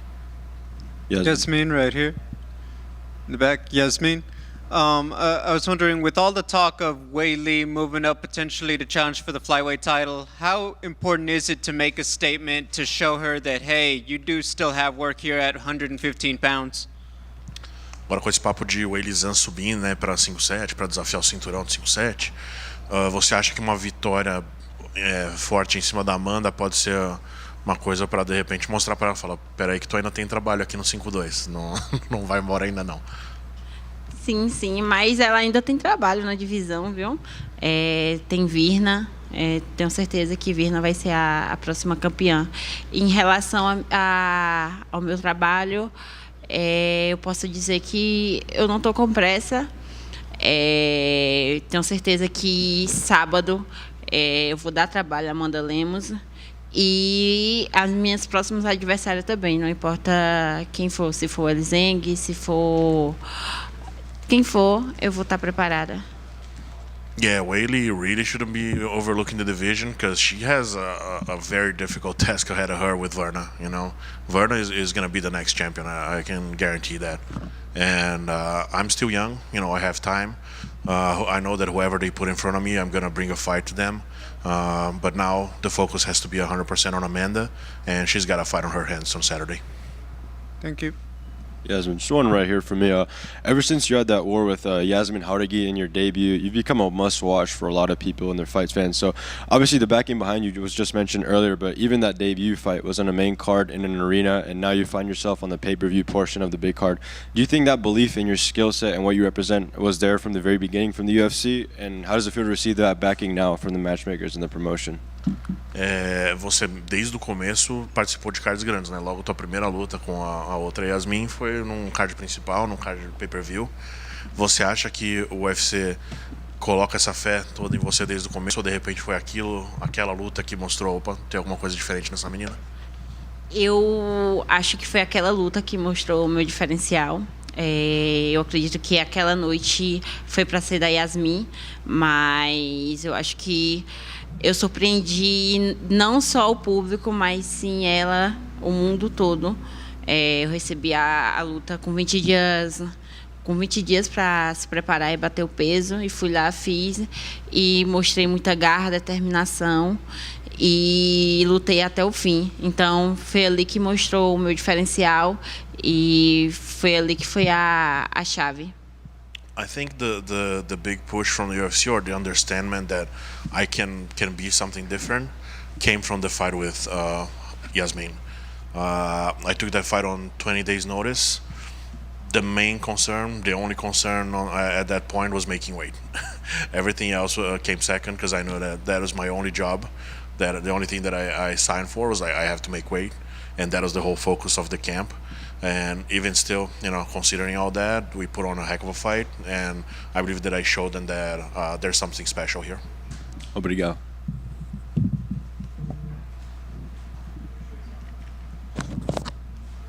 Hi.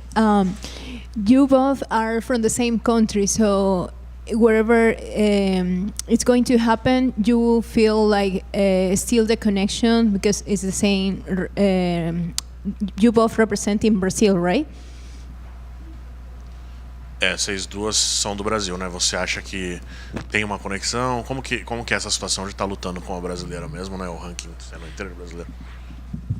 Na verdade, a gente nunca gosta, né, de lutar uma contra a outra, porque só a gente sabe que das nossas lutas, do que a gente passa, mas é o jogo, é o game, o que acontece, o que tem que acontecer é isso.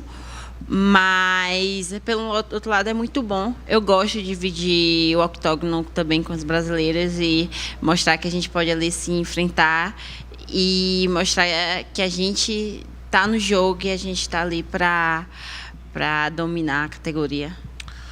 On one sense, it's tough, because only we know the struggles and how much it takes for someone with our background to get to this stage. It's not easy. We're women from the countryside of Brazil, the middle of nowhere, that got to this stage. And whenever you beat someone, you're passing them or putting them behind you. It's a tough thing to deal with in some sense. But on the other hand, just look at the rankings. All of us are doing such an amazing job, and if we're facing each other at this level, just means that we're special and we did a lot, and we are the cream of the crop for being here in the UFC, and the Brazilians are dominating the rankings at strawweight. That just shows that we're different and we're doing better than any other country.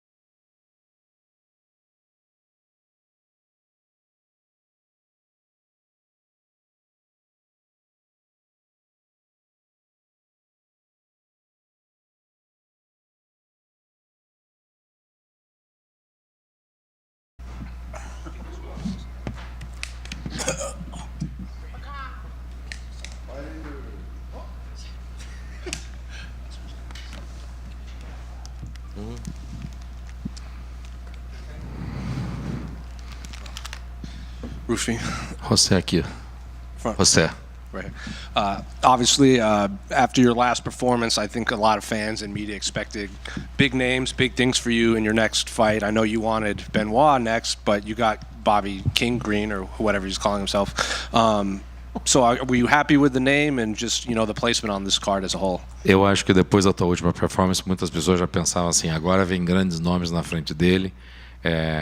Todo mundo já estava esperando nisso. Então, você chamou o Benoit Saint-Denis.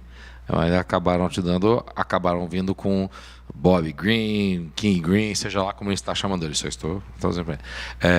Como é que você se sente isso? Como é que ficou quando você recebeu esse nome para lutar? Cara, primeiro eu estou muito feliz aí com a oportunidade que o UFC está me dando. Dana White, Hunter, Shane Shelby, muito obrigado. Pô, é uma luta que eu queria, falava com a minha equipe desde a minha estreia. Eu falei, na minha segunda luta já vou pedir o Green. Não veio na segunda, mas veio na terceira.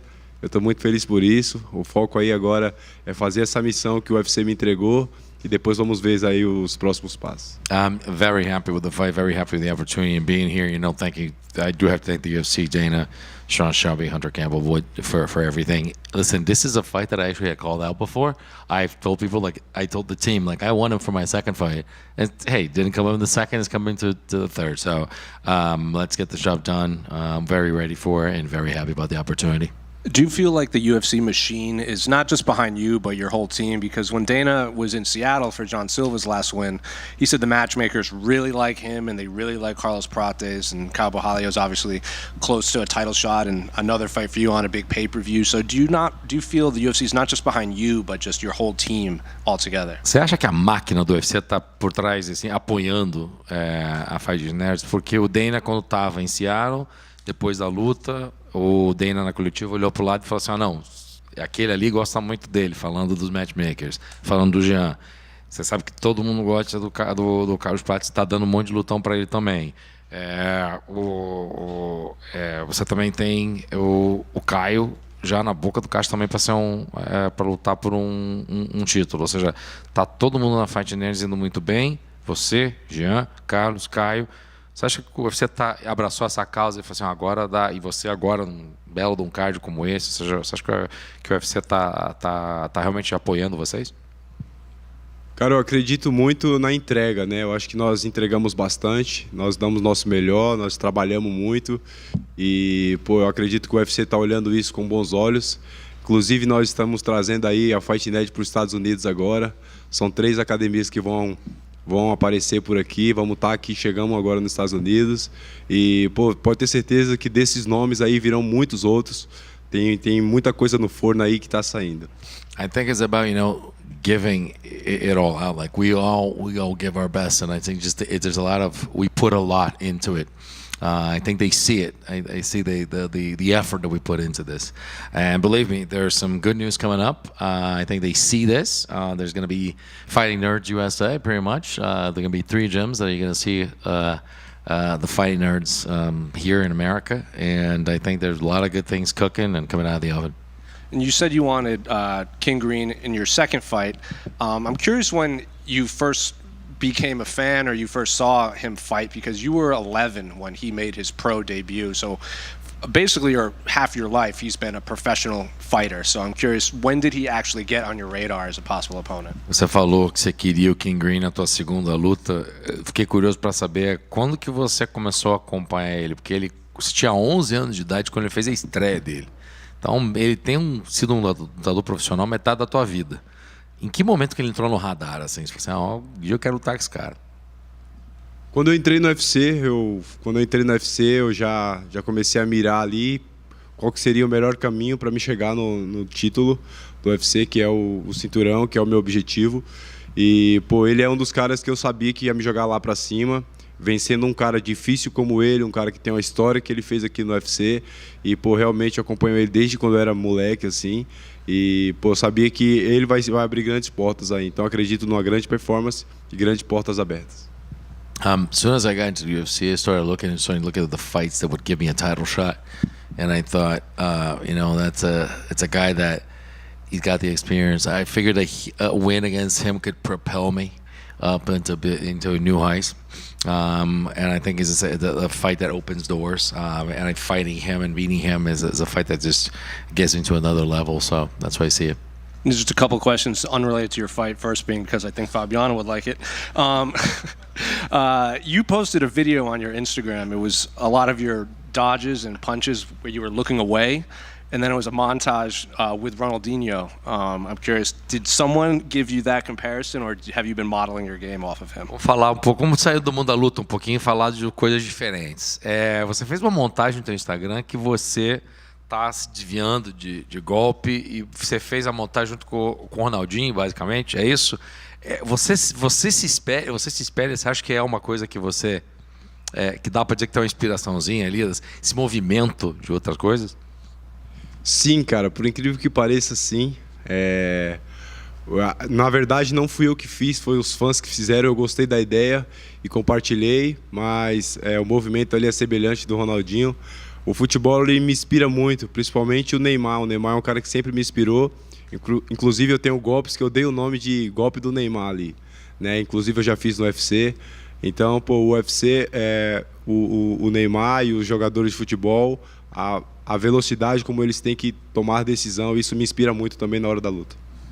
For sure, actually, it does serve as inspiration. I didn't do that. Actually, fans did it. I liked it so much. I reposted it. I take a lot from soccer. Like, I take a lot of inspiration, the moves, the way that they have to do stuff. Like I do. I mean, Neymar has been a source of inspiration for me. I even have like a particular move that I say, that's my Neymar move, because I've done it in the UFC too. I think that the way that they move, the way that they have to, dodge things, that the way that they have to make fast decisions, I think it inspires me. So I do. I see a lot in soccer, and it brings back. Then just last one for me. I don't know if this is true, so I figure I'd ask you directly. I heard your last name isn't really Ruffy, and is it true that you got that from a popular anime? Só pra avisar, fã de anime inverterado. I don't. Tá. Ele não sabe se é verdade, mas ele ouviu falar que teu sobrenome não é Ruffy e que veio de um anime popular do Japão. Você poderia explicar para as pessoas de onde vem Ruffy? One Piece, cheguei na Grand Line, Kaizukone, Royonaru, você o rei dos piratas. Com certeza eu amo One Piece, tudo começou daí, né? É uma história muito legal. Na minha estreia, meu irmão que trocou meu nome e o público gostou muito do nome, foi a loucura depois do nocaute, e aí pegou e a galera gosta também, né? É um nome curto, forte e pegou, todo mundo gostou. It's from One Piece. I'm the king of the pirates, for those of you who don't know. Actually, I've been an anime fan forever. It is not my last name. My brother actually gave that moniker to me for my first fight. He just put it out there, I think people went crazy because of what happened in the fight. So just people went nuts with the name. I think it's a strong name. It's a short name. It is very direct, and people love it. So I took it. Well, who's your favorite character? And we don't have to talk about it all right now. Se ele vai se empolgar se você começar a falar, então só rapidinho, a gente fala depois. Qual que é o teu personagem favorito? Monkey D. Ruffy. You got that? Okay, you got that.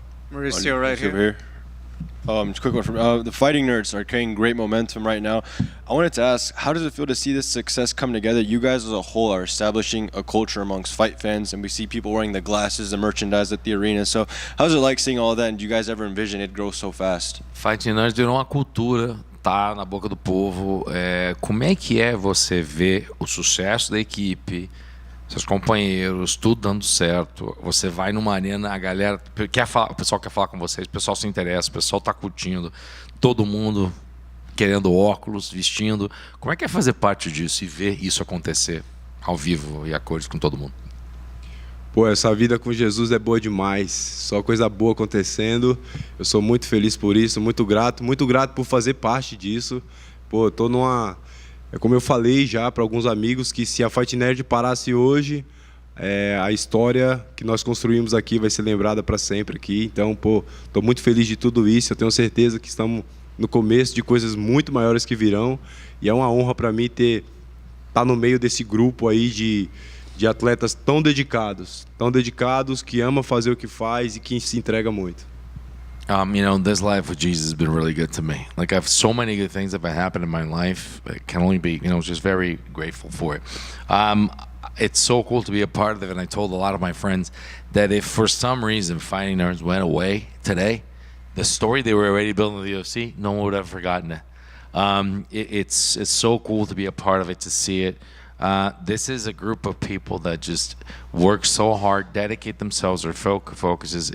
It's amazing to be a part of it, and believe me, you see that's why things are happening the way they're happening. And you mentioned there that you take a lot from the soccer, football community. So as a Brazilian, do you see your fighting style reminiscent to the Joga Bonito?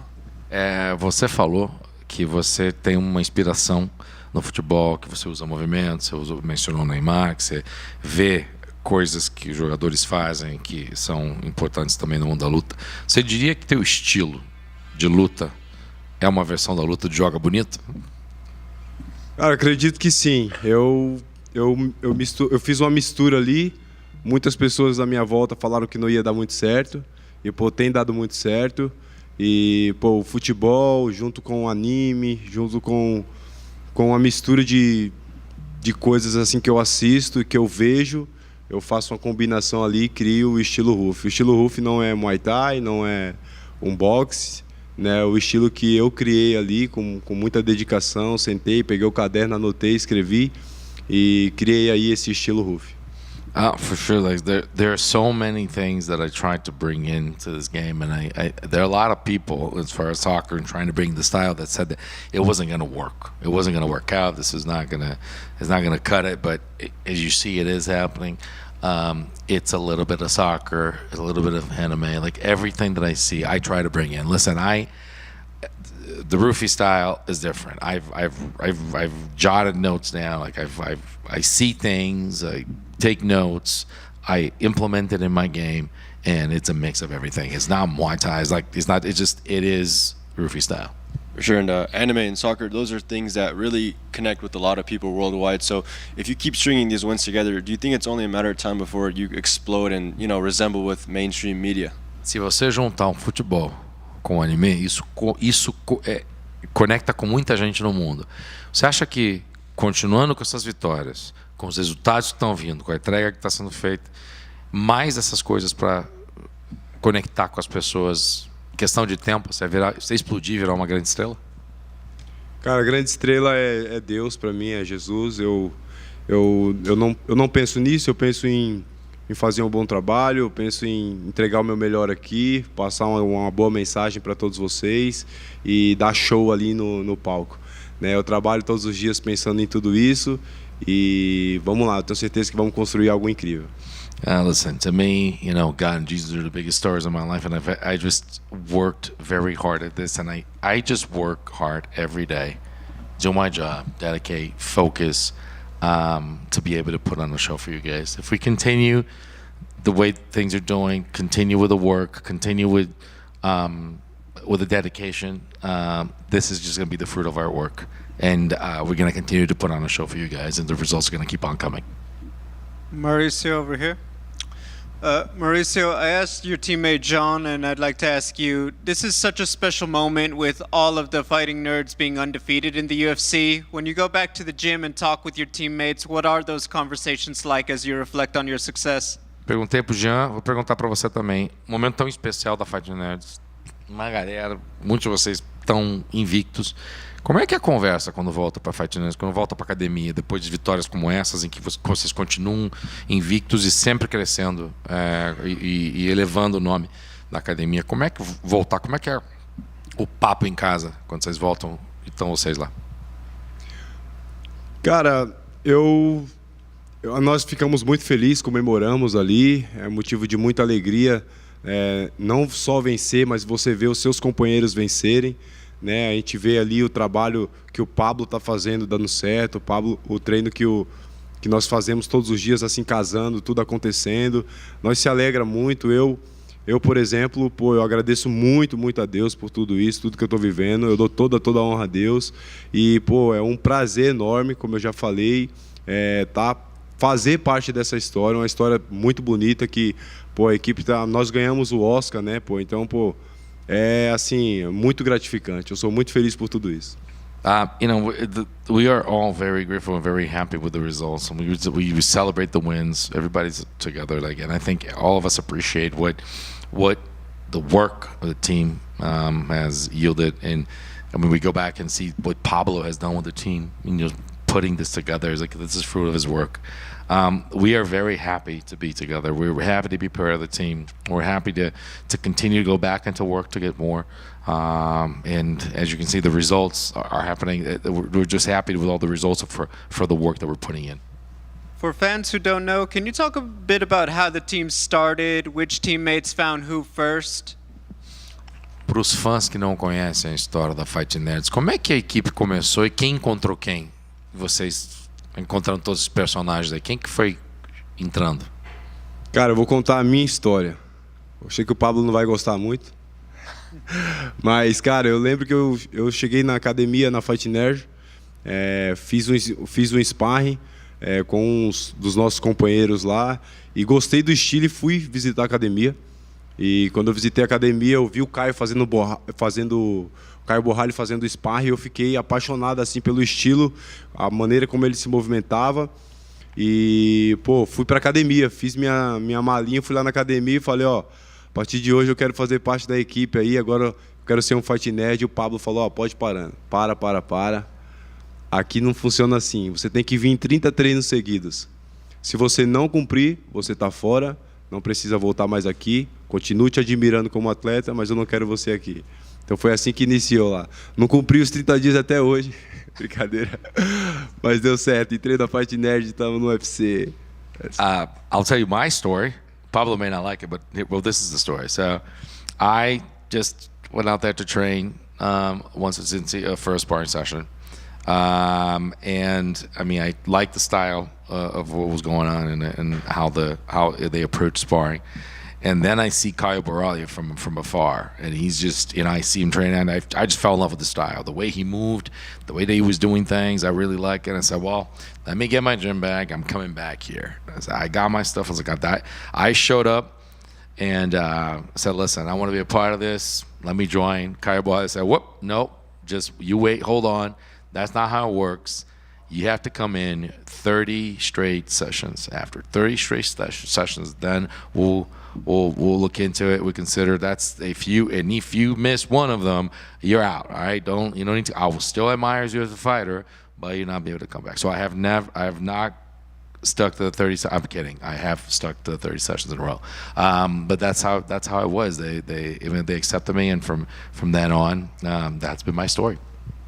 Do you know if all of the teammates have had to do 30 straight sessions, or do some people get lucky and do less? Você pode confirmar que todo mundo teve que fazer as 30 sessões introdutórias, ou alguém conseguiu pular, alguém teve alguma desculpa? Todo mundo faz as 30? Cara, na verdade, tem uma regra lá que o Pablo impõe para que todos os atletas faz o que tem que ser feito para ver se encaixa dentro do time. Ele tem alguns princípios ali, coisas que ele não deixa à parte. Mas, pô, depois ali você aprovando, é como se fosse um teste, né? Você fica ali um teste, vê se você se enquadra no perfil da equipe e, pô, se encaixando, você tá dentro. You know, Pablo actually has like some tests and trials. You do what you need to be. What do we need to do to succeed here? And then it is almost like a test and a trial. So if you do that, you will be in. He actually has some rules and some things that he needs for people to do. And as long as you do them, as long as you follow procedure, you're gonna get it. So some people are in. Thank you.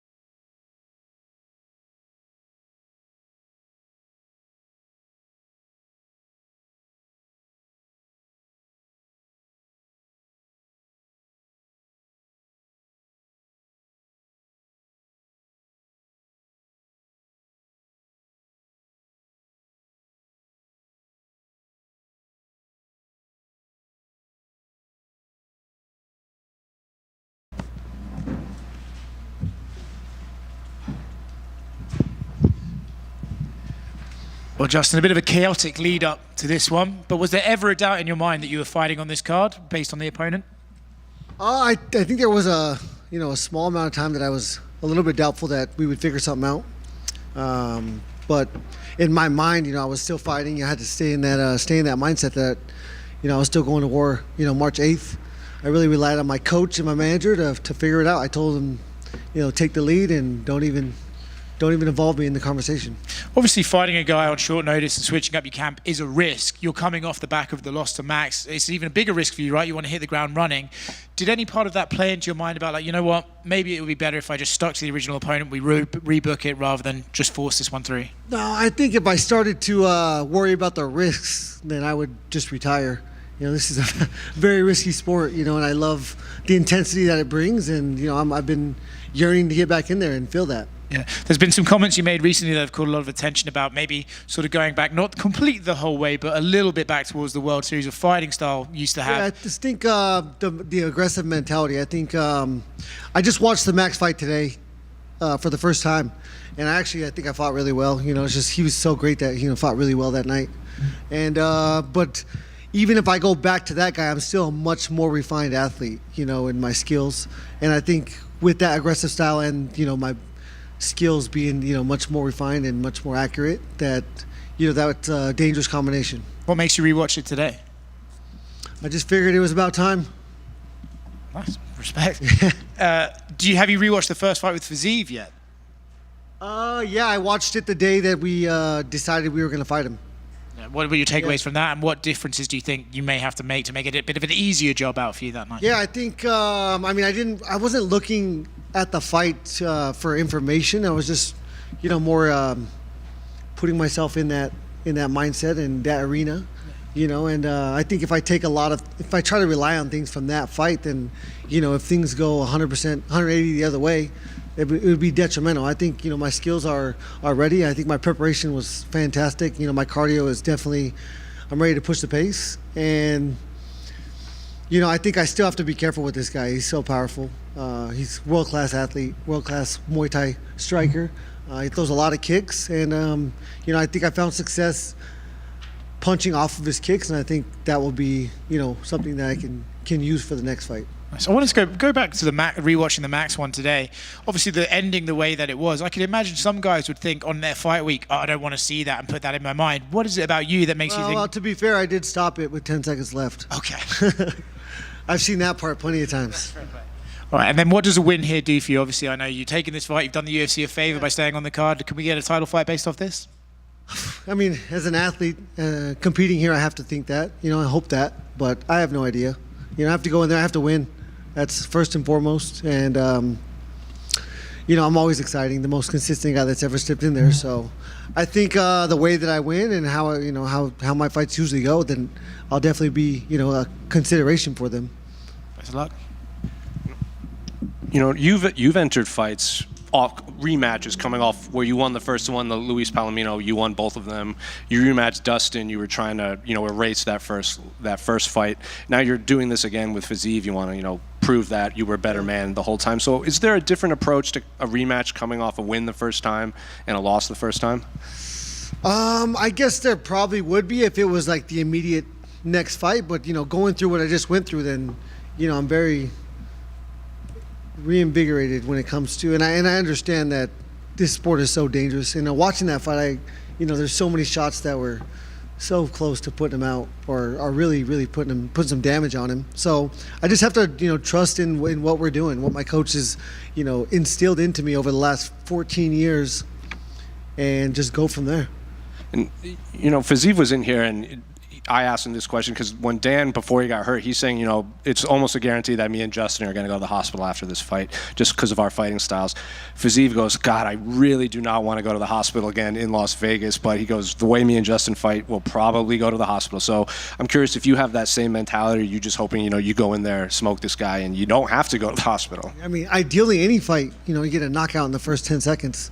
That would be ideal, but I don't plan on going to the hospital. I'm just hoping that I'm alive and I can walk so I can golf with my dad and brother the next day. But I mean, I'm here to go to war. Whatever that entails, then so be it. unrelated to your fight, but over the last couple of years, when we have these media days, there's been a handful of fighters that use your name as a descriptive term in terms of how they fight or how they want to fight. So they'll be like, "Oh, I'm the heavyweight Justin Gaethje. I'm the flyweight Justin Gaethje." I'm curious, do you hear those when people say that, and do you take that as a compliment of when fighters use Justin Gaethje as like a descriptive term of how they want to fight? Yeah, I mean, I think no matter what field we're in, having the respect of your peers is something that does feel good, and I'm proud of that. I wish they wouldn't do that. There's a constant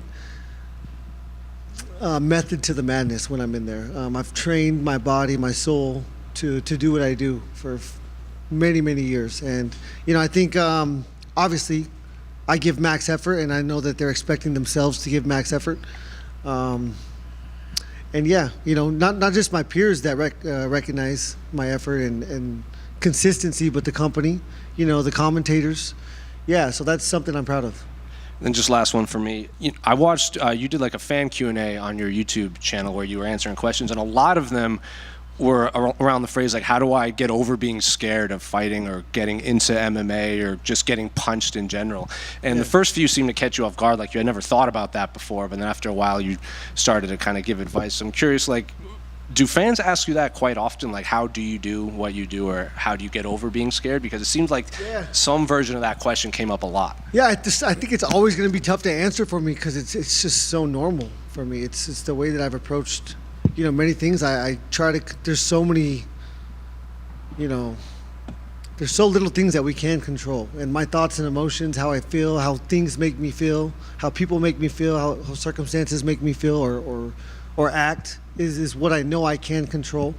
As far as competing, I've loved to compete since I'm very competitive. And this is the most intense and exciting sport in the world. So I'm so happy to be here and be a part of this organization, and it's been a fun ride. I can't believe how fast it's gone. This will be my 38th trip into a ring, octagon, cage, whatever you want to call it, but every single one of them is special. Justin, recently, the past week, footage has come back of immediately after the Max knockout, and you even tweeted about it and said it's a great reminder of what's at stake. Yeah. This might be silly, but do you think fans should see stuff like that just to see how dangerous the sport is? Oh, I don't know. I'm glad I saw it. For what I saw, I was trying to get up and fight. It's just what I do. I choose fight instead of flight every single time, and that's what I expect from myself, to try and get up. And I just wanted your thoughts on Ilia Topuria vacating the featherweight title and coming up to lightweight. Do you think he's built for lightweight? Yeah, I think he's a fighter, especially with the confidence that he has right now with those wins over Max and Volkanovski. I think, confidence is the biggest factor when you step in there. You have to believe, in yourself first and foremost. And so, yeah, I think just made the most exciting weight class in this sport a little bit more exciting. Do you obviously, if you go out there and finish Fiziev, there's a good chance that you get the title shot, but do you believe Ilia should get a automatic title shot against Islam? I don't know. Haven't thought about it. Awesome. It doesn't matter. Again, that's one of the things I can't control, so I'm not going to put a lot of thought and energy into that. Awesome. Thank you. Justin right here. Justin, when Dan pulled out, there were a lot of fans that I'd say panic a little bit, like, oh man, we're not going to see Justin Gaethje next Saturday, et cetera, et cetera. This many years in the game, what does it mean to you that you still have that kind of love from the fan base, that they have that kind of reaction about not getting to see you compete? Yeah, I mean, I've been a fan of this sport since 2002 and really since 92. My dad would put it on the TV, and I fell in love with it then. So I think it's, again, respect from your peers, respect from the people that pay to watch me fight. They're spending their hard-earned money to watch me, and I think, again, I'm the most consistent guy that's ever stepped in there. And I've been to so many UFC fights, live, because I'm such a big fan. And, I think 10, 15% of the time does everybody get a certain rush of emotions, because of an instance. And I think, people know that it's maybe 50% with me. So that's what people are there for. They're all there to turn into animals in the blink of an eye.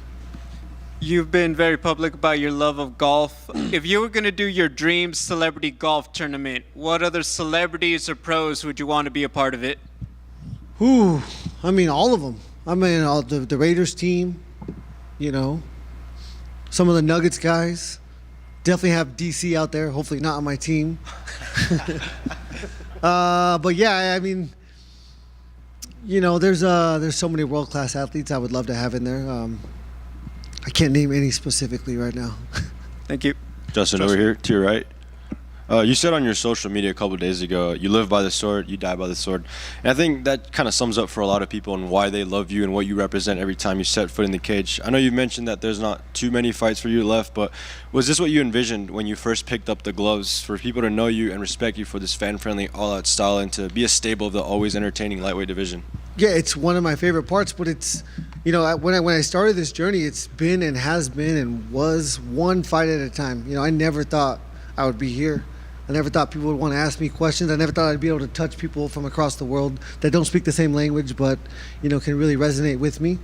So that's special for me. I mean, I think, you know, human services is what I went to college for. I was going to do some type of social work. I'm not exactly what, but a lot of being in that profession is inspiring people to be better and do better. And so, again, the live by the sword, die by the sword, that's been my mindset. You know, in everything, in all walks of life, not just competing, but in treating people, you know, how they should be treated and respecting people. I think if you want to change the world, you have to cause ripples in your immediate circle. You know, we all try to reach and do too much, and don't focus on our immediate circle. I think, you know, you're a good neighbor, and I just, you know, want to. It's crazy that through violence I can inspire people and touch people, but it's a sport. Yeah, and I know undisputed status is something that's always a goal for everybody, but are there any other things that you want to check off your list as a mixed martial artist? No, I mean, I've already set the record for bonuses. I had 9 in my first 7 fights. I think that'll never be touched. I'm pretty proud of that one. As far as the rest would be to try to show people, you know, I think if I was if I win this fight and beat Makhachev, I think that would just be, you know, the icing on the cake for the legacy that I'm trying to create here. And I think that would be such an amazing story. And so that's what I'm trying to do. Sure. And last one for me. Was it hard to save that time to watch back the Max fight all the way until now?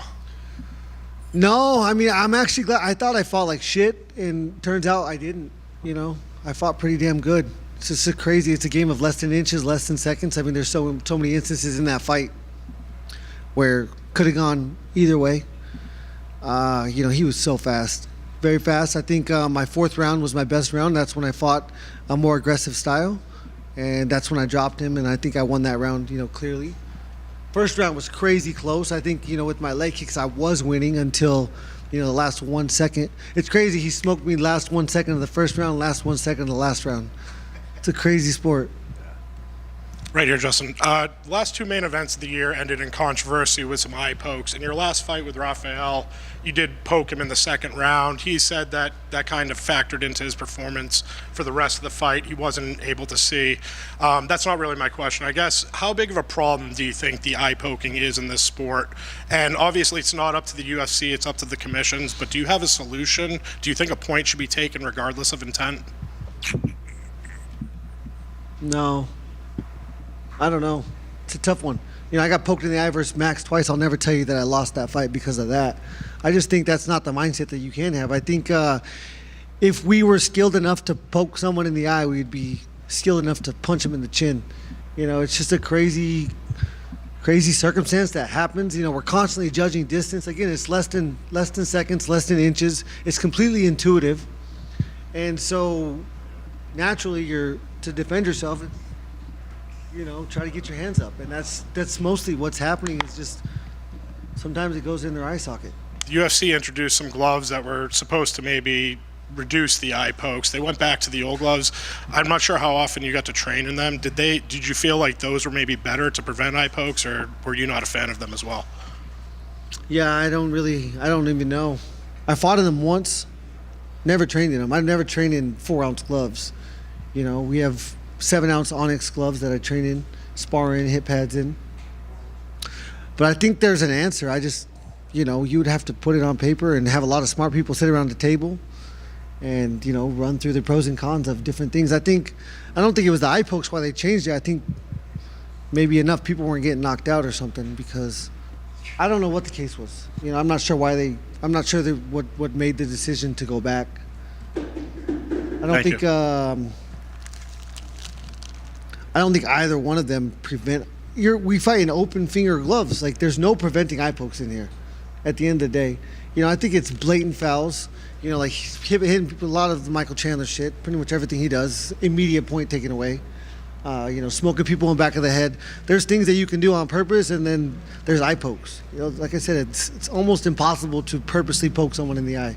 That's a very small target.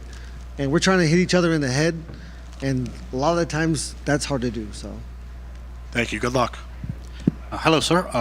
Rafa was here, and he said that yesterday you met in APEX, and he thanked you because he doesn't understand why did you take this fight.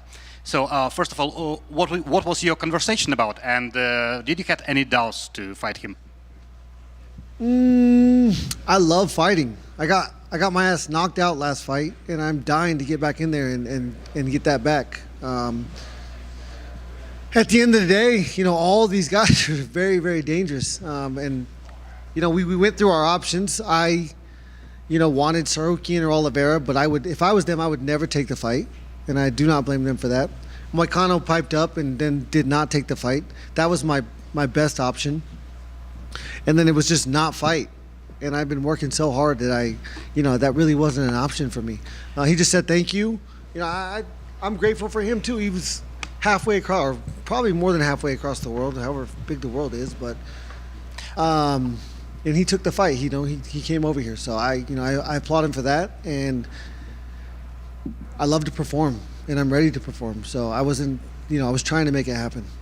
Speaking about your last fight, I asked Rafa if your fighter Saturday night will go to the final seconds.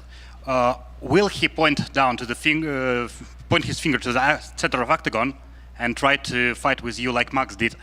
If there will be such a situation, would you accept this challenge from him? If you've ever seen me fight, you'll know I will accept that challenge every single time. When he pointed to the ground, I said yes and ran to the middle. So absolutely. And the last one from me, Rafa says that he was quite surprised because in betting companies he's going as a favorite. It's not something I can control. It's crazy. I'm 6-3 as an underdog, so I love being the underdog. He said the same. It suits me better. I love when people count me out. Being a competitor, every single one of us that get to this level is probably a petty motherfucker in a way, because you don't come here, you don't push through the things that we push through. If you don't take things personal, everything's personal. It sucks for the commentators because they kind of have to pick a side, but no matter, it's either you're on my team or I'm trying to kill you, and not literally, but I'm trying to beat you. Whether that's your family, I'm not. You're not on my team, then I don't care about you in these instances and in these moments.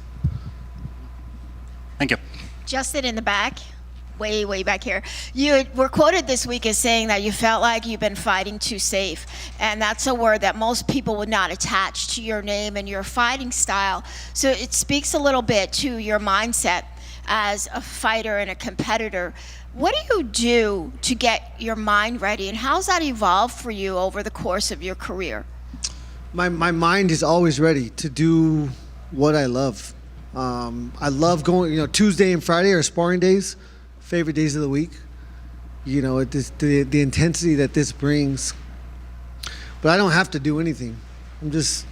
I have to understand that the danger is there. I think once you understand the danger is there and it's real, then I think my body specifically goes to a very special place. I don't get to retain any information from these fights because it's completely intuitive and instinctive, and I've trained my body and my mind to go and do what I need to do in those situations.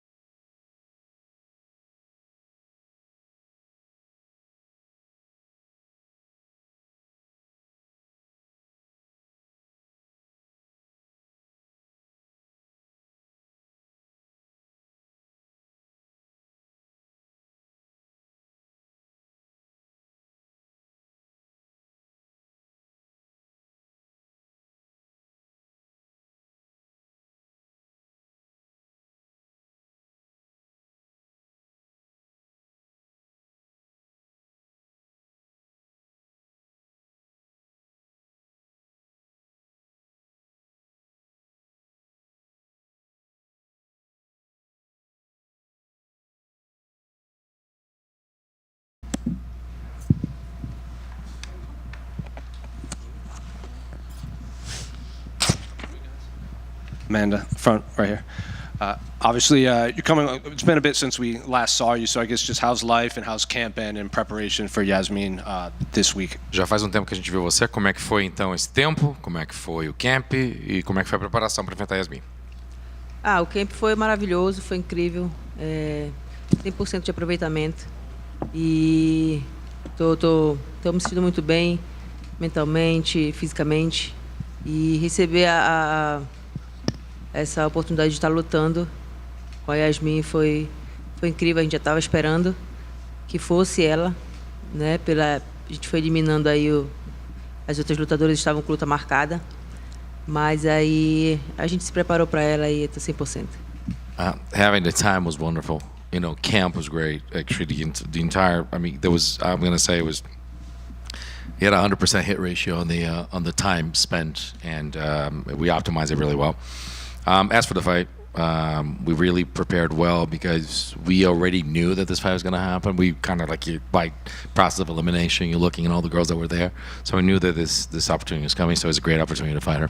I saw on your Instagram after your last performance or loss, you said, I lost to myself. So I'm curious, did you choose to take all of this time off? Did you ask the UFC for maybe some time to just mentally recuperate and just figure some other stuff out? Eu vi no teu Insta que você falou assim, eu pedi para mim mesma. Ou seja, isso traz uma pergunta. Você tomou esse tempo por conta própria? Você que tomou esse tempo para você? Você que decidiu ficar nesse hiato por um tempo? E isso que ajudou você a preparar e agora por isso está se sentindo bem? Eu quis me preparar mais psicologicamente e quando eu falei aquilo realmente porque eu estava muito preparada para aquela luta e para mim foi muito frustrante ter perdido. E aí eu fiquei um tempo reclusa, me cuidando. Yeah, I said that because I really had prepared well for that fight, so I felt like that was a slip, and I really wanted to work on the mistakes. I wanted to take some time off for myself as well. I was in a little cocoon for a second there, and then to prepare better for this fight and actually to be ready for this one. You said you kind of assumed that you would have to face Iasmin, maybe not this week, but at some point. So I'm curious, what do you make of her skill set as a whole? Because, she was in here, she said she feels the UFC is getting behind her a bit because she's on this big win streak. She just got added to the video game recently. So just what do you make of her skill set all around? Você falou que você não sabia exatamente quando é que essa luta ia acontecer, mas que ia acontecer mais cedo ou mais tarde. Como é que você vê ela como oponente no sentido de que o UFC, ela estava aqui agora há pouco e falou pra gente que ela vê que o UFC tá apoiando, vê os resultados dela, acabou de colocar no videogame e ela sente que tá indo numa ascensão. Como é que você vê ela como lutadora e a ascensão dela como lutadora?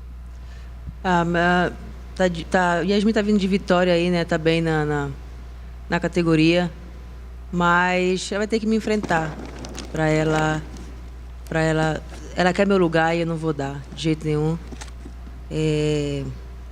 E é bom pra gente, não só pra ela, como pra nós, mulheres, de estar aí no topo da categoria e se enfrentando, isso vai ser inevitável. Já estou acostumada a lutar com brasileira, mas agora, infelizmente, ela vai ter que passar por mim. I know she's coming off a win. You see he's an up-and-comer. So the biggest thing here is that she wants my spot. I'm not going to give it to her. We know that it's good for us, it's good for girls to actually have that kind of representation. Like we love to have two fighters like that. And as far as facing a Brazilian, I'm used to it all the time. So I'm very ready to defend my spot and to face her. And then last one from you, unrelated to your fight, but you're pretty high up on the record books for a lot of the UFC strawweight records. You're tied for the second most finishes. You have the most knockdowns, the second most knockouts, third highest significant strike accuracy. I'm curious, are these records that you know or stuff you pay attention to, or is it all just, it doesn't matter, you're shooting for the UFC title and that's all you want? A última pergunta do você é sobre recordes, porque na divisão dos pares você tem muito recorde. Você tá, acho que segunda de empatar ou empatada com em termos de finalizações. Tem mais knockdowns, você tem mais knockouts, você também tem uma das melhores percentuais de acerto na tua trocação também dentro da divisão. Isso é uma coisa que você presta atenção, é importante para você? Ou isso faz parte do processo e o importante é vencer. Isso eu acho que faz parte do meu trabalho que eu faço todos os dias na academia. E para mim ter números também e saber que vocês sabem desses números para mim é muito bom.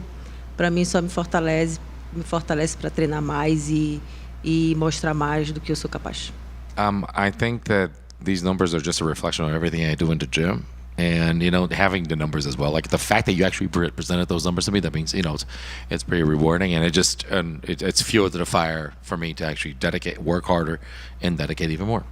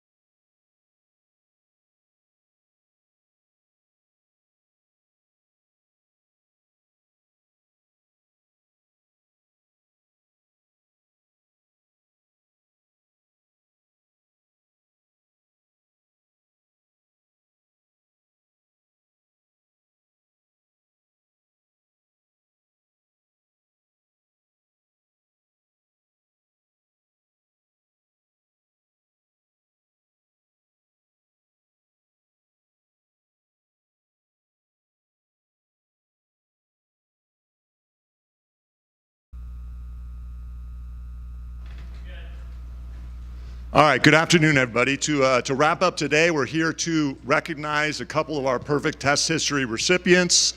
First one today, Kamaru Usman, who's really in rarefied air. He is one of only 3 UFC athletes to receive his 75-time perfect test history.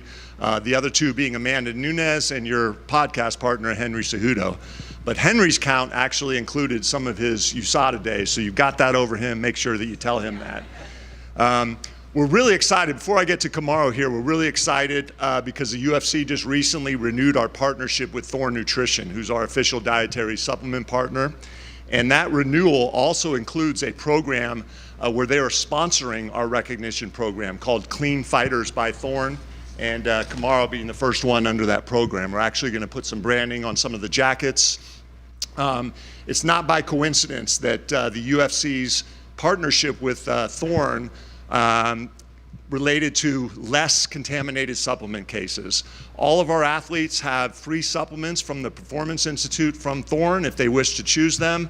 Kamaru is one of those athletes that does that, and it is no coincidence that we've seen the rate of these contaminated supplement cases, which are a real problem in the supplement industry, decrease dramatically because of this partnership.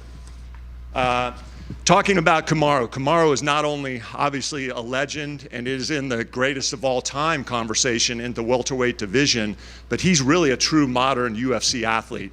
He won the Ultimate Fighter in 2015, entered the UFC right as we were putting our anti-doping program off the ground. So he's known nothing else but the UFC anti-doping program and had that incredible run, credible championship defenses, and still fighting at a championship level, all the while being compliant under our program. And that's special not only in combat sports, MMA, but really in professional sports. So it's our pleasure, Donna Marcolini and I, who work for the UFC anti-doping program, to present Kamaru with his 75-time perfect test history pin, of which he can attach to his 50-time jacket. And Kamaru, we can't express how proud of you we are, and thank you for being a role model and a leader in this space. We really appreciate it. Congratulations.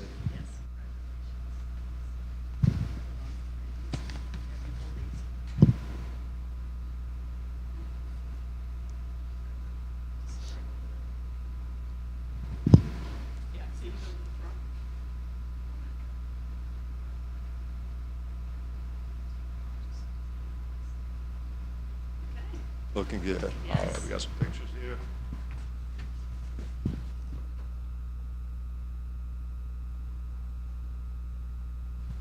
Congratulations very much.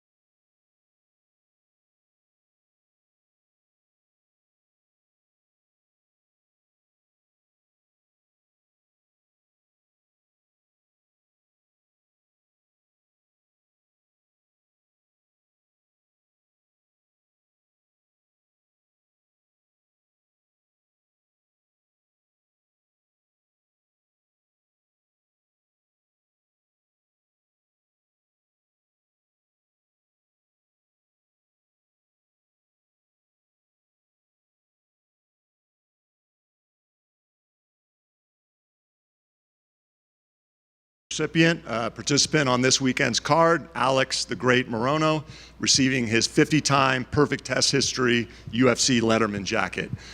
Going back to what I talked about earlier, the Thorn partnership, and a little bit of background on our program. Every time a sample is collected from one of our athletes, and to give you an example, last year we did approximately 4,500, they're required to declare every supplement and medication they used over the last 30 days.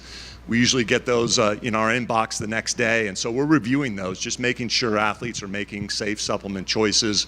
And it's very, pleasing to see that the overwhelming majority of our athletes are sticking with those safe Thorn supplements.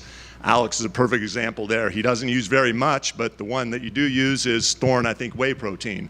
And I'm sure that's one of the reasons he's standing up here today, because he's very careful about everything he puts into himself and onto himself, and certainly including the supplement world. Another great example of the modern day UFC athlete here, because Alex joined the UFC in 2016. The program was already in place. He doesn't know anything different. And month after month and year after year, 50 now, he's had clean tests submitted to us. So Alex, we congratulate you for reaching this milestone. Not only great action inside the cage, but doing things right outside the cage with integrity and setting, a great example and being a leader and role model for not just the UFC, but all young fans that aspire to, walk in your footsteps someday. So thank you very much and congratulations. Oh, man, thank all you right. so much.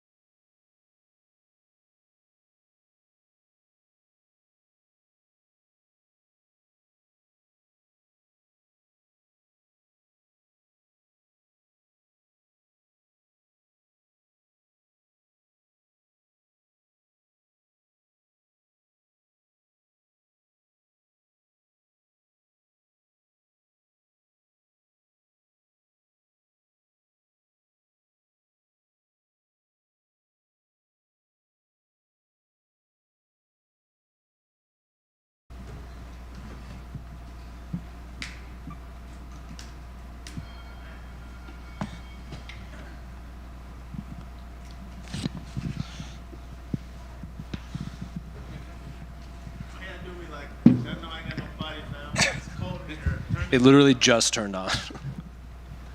Well, Jalen, it's obviously been a while since we last saw you, so I guess just how's life been? How's camp been? And obviously we see you got a bit of a hair trim on the top, so just how's life been? Life has been a roller coaster. Definitely a roller coaster. I don't like roller coasters, but it's been one. And, I'm riding a good wave right now, so it's all good. What do you mean by roller coaster? Is that just stuff outside of the fight game? Outside, inside, revolving around it, not too much I'm really like speculate on, but, just to give you a gist, I've been going through it. Well, you're back here for Fight Week now, so I guess when they came to you with Ignacio's name, just did you know who he was? Did it matter who you fought? Because he was in here earlier, and he said he always assumed he would fight you because you were both the 6'3" lightweights, and he thought it would actually be earlier in his career that you guys would be matched up. So I guess, what do you make of Ignacio as an opponent? You know, I already knew of him. I watched him. He fought one of my old teammates back in the day, and you know, I just kept my eye on him, and I figured the same thing. Like, we would cross paths eventually if he kept being on the tear that he was on, and he has. So now we're here. Did you know? It seems to be like the UFC's kind of getting behind him because, you know, he fought at Noche, now he's fighting on another pay-per-view main card. Do you feel like this is an opportunity to just kind of remind the UFC matchmakers and just the fans that, like, okay, you have this prospect in front of me, but like I'd never went anywhere? Yeah, that's exactly what it is. I feel like that's exactly what was in the minds of the matchmakers when this fight got put together. And you know, I'm coming off of a layoff. He has all this hype, and I'm right here. And just last one for me, completely unrelated to the fight game, but I went through your Instagram again, and I think you hit it was like a fakie into a heel or something like that, and you asked fans to name the trick. I'm curious, did you get any good ones, and did you even pay attention to what the names were? The Rick flip. Yeah, fakie big heel flip. Yeah. Jalin, is the weight cut going to be any easier because the hair's gone? Yeah, it definitely is. Honestly, there was one point where when I was cutting weight for the Bobby fight, I told my coach, I was like, cut my hair. I was like, yo, cut it, just cut it off. Like, and they wouldn't let me. I was like, they put me back in the hot tub. Now it's gone. I'm not worried about the weight. Weight is great. How are you enjoying Florida? Oh, Florida's nice, man. I love it out there. Yeah, I love it. Love the humidity. Love being by the beach. You know, like, Florida's real nice. I love, like, politics are good too. Get to carry without like worrying about, like, you know, licenses and all that crazy stuff. So yeah, it's cool. A lot different than California. A lot different than California, but I love California. That was my home, and I will be back there one day. So yeah. You talked with UFC.com about your grappling, that you basically took 11 months to work on your grappling, man. So can you just kind of talk about that and how important that was to you in like the grand scheme of things? Well, I mean, it's kind of really self-explanatory, you know, like, grappling is always something that I need to, like, polish and sharpen up. You know, I'm in a division where everybody is a elite grappler that's been grappling since they were toddlers. Like, I started fighting when I was 18 years old, you know, like, I don't have oh, somebody dropped something. You good? You got it? I per se don't have the grappling accolade that a lot of these guys do, you know, so I have to learn to nullify their game or, you know, just advanced position so I can play my game better, you know. So, you know, we saw what happened in the Moicano fight. I really thought, like, I was, like, well suited to, like, deal with his grappling and his jiu-jitsu, and how heavy he felt on top really blew my mind. And you know, I wasn't as prepared as I needed to be. So, you know, I did take the time off and just work grappling, man. I got in the trenches. I got dirty. I was grappling all day, every day. I was doing a bunch of jiu-jitsu, a bunch of wrestling. Went to Dubai, did some wrestling. I've been working, man. I've been working. So, you know, striking's still sharp. That's always gonna be my bread and butter, my go-to. But, you know, I had to, you know, sharpen something that was dull. And the last time I did that was when I fought Matt Frivola, and then I went on my 5-fight win streak. You know, so that's you know, reincarnation. You know, I'm the Phoenix right now. I'm reborn. So I wanna go in there, get back in the mix, and you know, just showcase how much better I've gotten. Usually you're a lot taller than your opponents, and now you're fighting someone who's just as tall as you. Is that going to play any difference in this fight?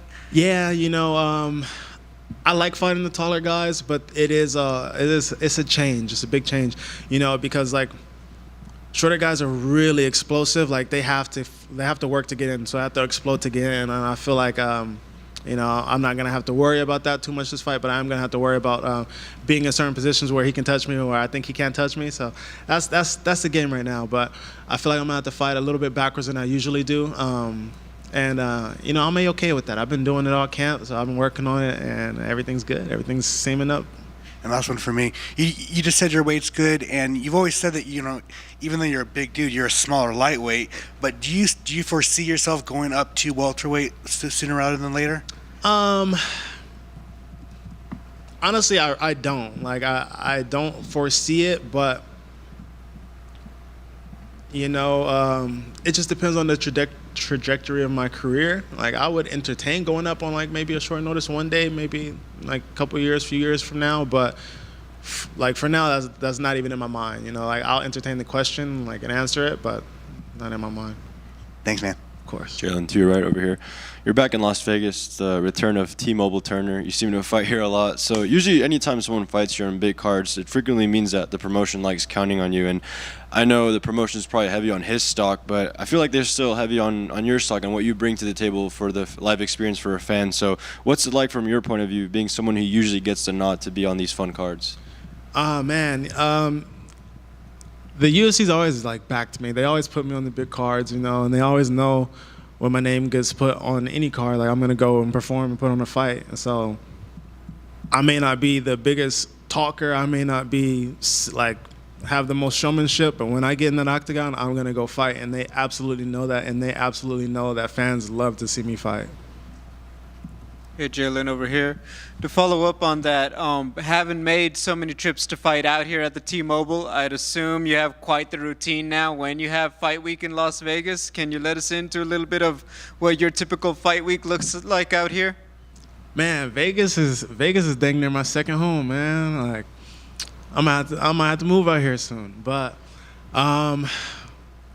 this fight week has been different. This fight week, my routine has been completely different because my weight was really good. You know, like I got to enjoy more things. I was out hiking in nature a little bit more. You know, it's been fun. It's been fun. I've been gone for almost a year, man. I just came back and I just wanted to soak up every moment of this. You know, being in front of here, talking to you guys, like. I gotta realize, like, I'm about to be 30, you know, I'm not gonna do this for too much longer in my life, so I just wanna enjoy as much of it as possible and just soak up every single moment because it's gonna be gone one day, you know? So, glory be to God, I just love it. I just had to fall in love with being here, doing all these things, cutting weight, like everything that sucks about this sport, I had to fall in love with it again. You've had good nights at the T-Mobile. You've had some not go your way.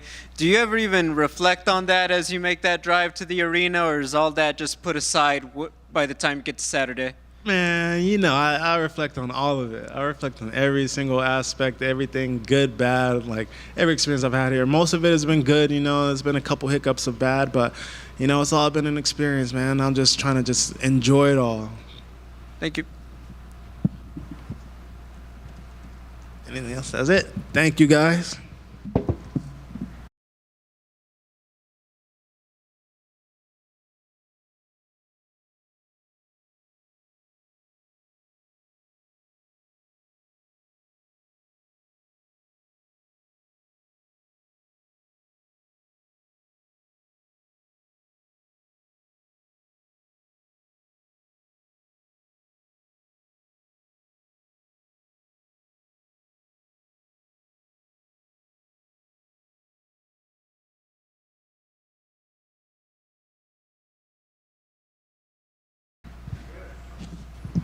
What's up, King? How are we feeling ahead of this one? You done got yourself a beard now and shit? Okay.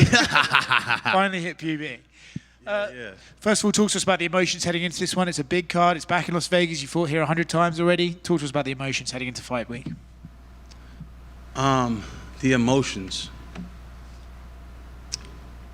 Interesting.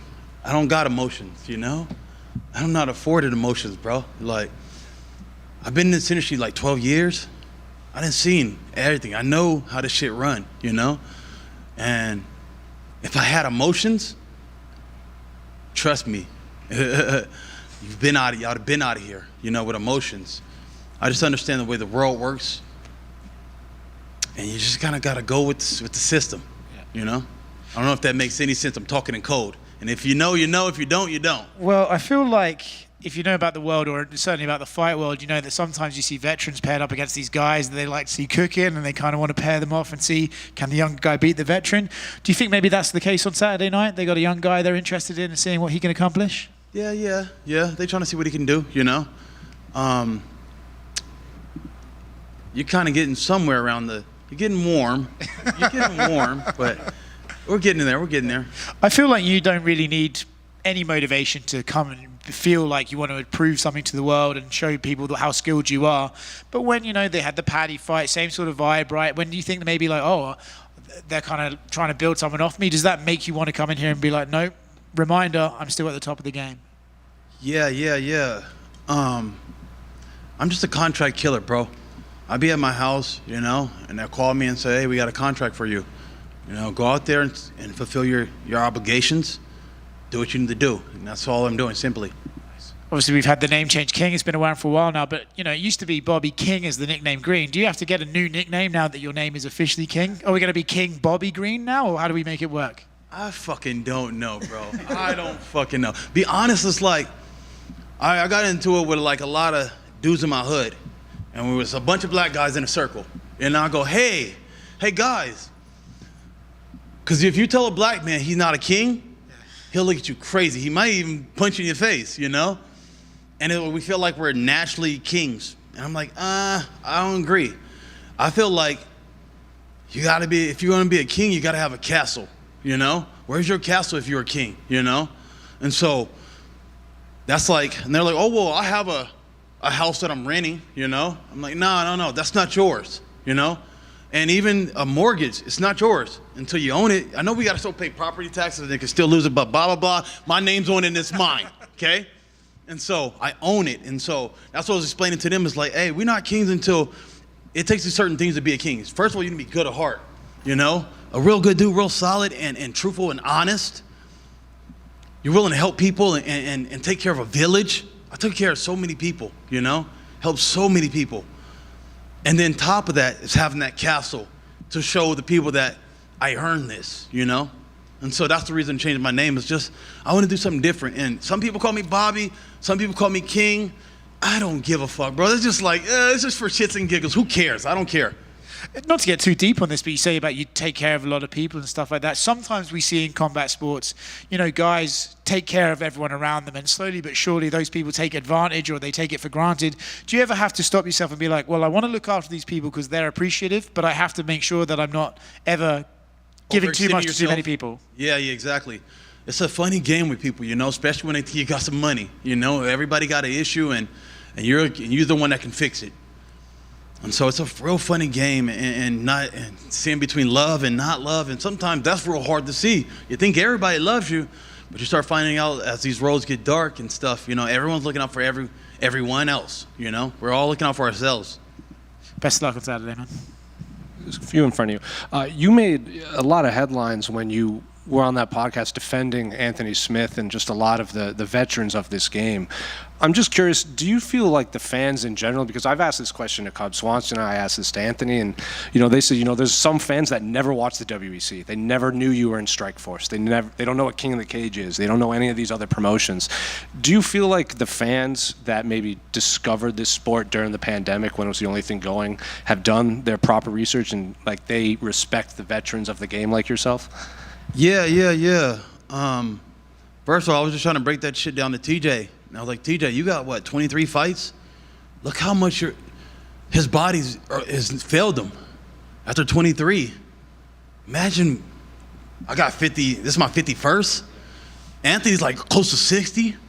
You don't know what that walk is like, TJ, when we get that fucking far down, bro. You know? To keep doing this and chugging along, that's what my hat's off to. Tony Ferguson, Nate Diaz, Jim Miller, those guys that are really fucking true fighters till the end. We fought the young, the new, the next version, the next generation, and the next generation, you know? So, like, some people, like, they look at us like, well, you're not champion, so I don't even know if I can even talk to you. And it's like, damn, you just overshadow so much. Like, you have no idea what it is to be those guys, you know? To kind of go off of that, Ruffy, your opponent, on one of the embeddeds, he's like, I think his phrase was like, oh, I'm going to bring something new that Bobby's not seen. But he was 11 when you made your pro debut. Sheesh. So do you think that's just like young fighters hear fighters say stuff like that and they think that's what they have to say? Because like realistically, what could a fighter like Mauricio Ruffy bring that you haven't seen inside of a cage? That's crazy. I was telling him the same thing. I'm going to show you something that you ain't seen. You know, I know you've seen my fights, but everyone will say like once they got in it with me, it was totally different, you know? It's different when we're getting into the actual fight, you know? And so what I do want to tell him, because I heard he was saying like, I'm gonna be talking shit to him and And I'm like, bro, I don't talk shit to anybody. I don't know where y'all got this narrative for me. Like, I'm a good dude, bro, and I don't got no disrespect or hate for nobody, you know? I just tell truths when I'm in there. If you talk to anybody that's fault with me, I didn't talk shit to them. I'll just be like, that was okay. I say it's okay. I'm be honest, like, it's okay. Or if I say it was good, I'm like, okay, that one was good. All right, come on, let's go, let's keep it going. So I was just not talking shit. I'm more so just telling truths if I want to say anything, you know? And so I don't know where these guys are getting it from. Like, that Grant Dawson guy, he said something like, you're trying to get in my head. I'm like, I've never tried to get in nobody's head, bro. Like, what? That's kind of weird. I'm going to get into your head. Like, that shit's weird, bro. I'm a cool-ass dude. I don't be tripping about nobody. But they just take some shit and think I'm doing some weird voodoo and get in your head. Just a couple more. I don't know if you're most significant strikes and total strikes in UFC lightweight history, and you're the only lightweight with over 2,000 total strikes landed. I think the next one close to you is at 1,700, and that's Jim Miller. Is that stuff you pay attention to, or do you even care about, you know, stuff like that in the record books? I don't really try to pay too much attention to it. That means that I go to work. That means I stay busy. You know, that means that I'm out there working, you know? And so that's a great thing to have. I was trying to put way more numbers, but the Patty shit kind of fumbled. I had the worst fight of my life with Patty, and it is what it is, but that's pretty dope, I guess, you know? And just last one. I was going through your past fights just to see how far back it was, like comparing his date of birth to like your debut. And I saw you had a fight against Charles Bennett, obviously. Can you believe that he's still fighting, like in 20? He is? Crazy Horse still fighting? Well, he goes by Felon now. He goes by what? Felon Charles Bennett. He doesn't want to be Crazy Horse anymore. I didn't follow. I ain't heard from doing so many. I didn't even know he was still doing it. He had a fight 2024. It was just, I think he snapped like an 8-9 fight losing streak, but he got the W. And so people be asking me like when I'm gonna let this go. I'm like, I can't leave when this guy's still fighting. Jim Miller's still fighting. I'm like, I thought I was just like, just do one or two more, you know. But Jim's still going. I'm like, I'm not going before him. His Charles Bennett's record is 31-46-2. Holy shit. I mean, when you get up there, at least he's still doing it, you know, and he's still being able to compete. King, can you reflect on your last fight with Patty? You just said it was one of your worst fights of all of your career. What happened? You ever heard of a blooper? You know what that is? Like a blooper reel where the guy slips on a banana peel and then he falls into a bucket and, you know, like some stupid shit like that. Well, there's some times where I've had so many fights, I'm like, hey, that's new on my list. Like, so I think I went to go punch him and he kicked my leg and then I kind of slipped and I went down. So people were like, why'd you shoot on him? And I was already like fucking down there. I kind of just fell into it. So I shot and then he capitalized on it. And so a mistake I made, fucking just slept on a banana peel. And shit happens like that, you know? I felt like I lost a Super Bowl and it is what it is. How much did that one hurt because of the, you know, I guess there wasn't a lot of trash talk, but there was some heat. Yeah. I ain't gonna lie, bro. I'm gonna keep this shit real with you. That shit hurt real bad, you know? That shit hurt real bad. It's like, because we were so, and getting, you know, and I had to go all the way over his pond and deal with all the craziness, you know? I did it all and I put it all on the line. And sometimes you go for the best and sometimes you fall a little short, you know? Do you have a prediction for Justin Gaethje versus Rafael Fiziev? I'm gonna go with JG. You know, that's my dog.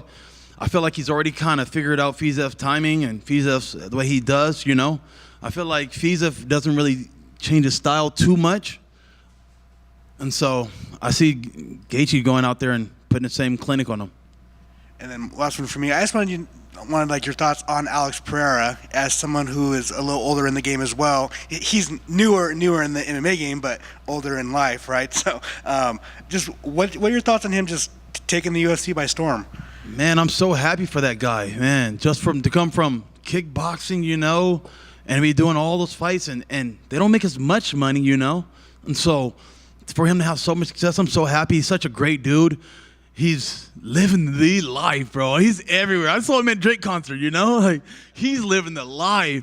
And at this age, you know, it's a blessing. But it's also like, because some people compare weight classes. That's a difference. In lower weight classes, it's one shot, one kill, and you could seal the deal. And so it almost gives them a little bit more longevity because he only took this many amount of punches, you know, versus in our division, you might take a lot more. Thanks, man. King over here. 2 quick ones to your right. Saw you run into former opponent Jalin Turner out there. How was that like? I told you I'm not no dick, bro. Like, I'm not that guy, you know? It's just all love, you know? I'm happy for Jalin and everything he got going. I want to see him have success, you know? I love to see a black man get some money, you know? It's only a few of us in this division, so each one of us getting some shit, that's a blessing, you know? I want to see every black man be successful in the UFC. Oh, that's awesome to hear. And obviously, you take a distinct route in terms of goal setting in the fight game. We know a lot of guys and girls shoot for the belt, and that's that. In your case, you prioritize, like you mentioned earlier, taking care of the ones around you and even yourself. Was that the mentality you've always had when you first entered the game and picked up the gloves? And do you think we should see more professional athletes undertake this mentality that you go to? I don't know, bro. I'm from San Bernardino. I'm from where the broken are there, you know? And so all we could think about is getting out of this hole, which is financial poverty, you know? And so I don't know if I've been programmed this way or what from society, but that's all that's been my journey. It was to get us all up out of here, you know? Get us up out of here, get us out of struggle, you know? I don't like to see my friends or my family in pain or the struggle. So it's all about getting everybody and creating something that we all could kind of eat off of or we all could kind of move off of, you know? And what is left on King Green's bucket list? What's left on my bucket list? Okay, that's kind of interesting. It ain't shit to do with this shit. I'm gonna be honest with you. Like, I fight, but I fight to secure people's lives, you know? I got all my kids at home. I'm running an apartment complex. Getting ready to buy a club. Like, I'm doing all kind of things. I got 27 chickens. I'm working on farm stuff. Like, I got 1,000 things I'm doing. So those are things on my list to make sure that I seal the deal on all those things. That everything I set out to do, I did, you know? Thank you. King over here. So all these businesses and the apartment complex, all that's in the Inland Empire? Yeah. I got a house in LA I bought. And I got a house in Vegas that I'll be out here in Vegas too, and then but everything else is in the IE. You know, I'm not going nowhere. I started here, and I want to show the people that I'm born here, and I'm still going to be here till I die. You know. What are some of the biggest changes you think need to be brought to the IE? Biggest changes? You talking about like the community and stuff like that? Could be community, could be politics and policy. I was just saying like we just need better role models. You know. Like me, I run through my city, you know? I run through the city. I don't be running on treadmills. I run through the city like Rocky. And I'm hoping some little kid will see me, you know? I'll be running out there with my music, my headphones, and they be like, beep, beep, beep. And I'm like, what's up, you know? And I'm like, man, maybe one day I want to be like that guy instead of trying to be a gangster, you know? Trying to be a drug dealer, you know? Maybe you could do this fighting shit. Maybe it'll get you out of the same shit it got me out of. Ruffy and his whole team are undefeated in the UFC so far. What would it mean to you to be the one to hand the whole team that first L? It is what it is, bro. We're going to get out there and we're going to scrap. It's all in God's plans, you know. I like what they're doing as a team. I like how they move, you know, and I love their little swag. I keep seeing these fucking glasses everywhere and shit, you know. I like their swag, you know. They're doing their thing. Hats off to them. When you come to fight and when we lock in, and we lock up, the better of the skills will prevail. You say you don't talk trash, so can I ask, who would you say you talk the most truth to out there in the octagon? He don't speak English like that, so it's like, with this guy, I'm like, what do I need to say to him, you know? I don't really got much to say to him, so it's like, he don't even speak English like that. And I speak a little bit, I'm not saying obrigado, you know? I just learned a new one, was boa sage. So I'm still learning Brazilian from my instructor, but it ain't much for us to say, but to fight. So you would be willing to talk truth in Portuguese if you get better at it? I guess so. All right, thank you guys.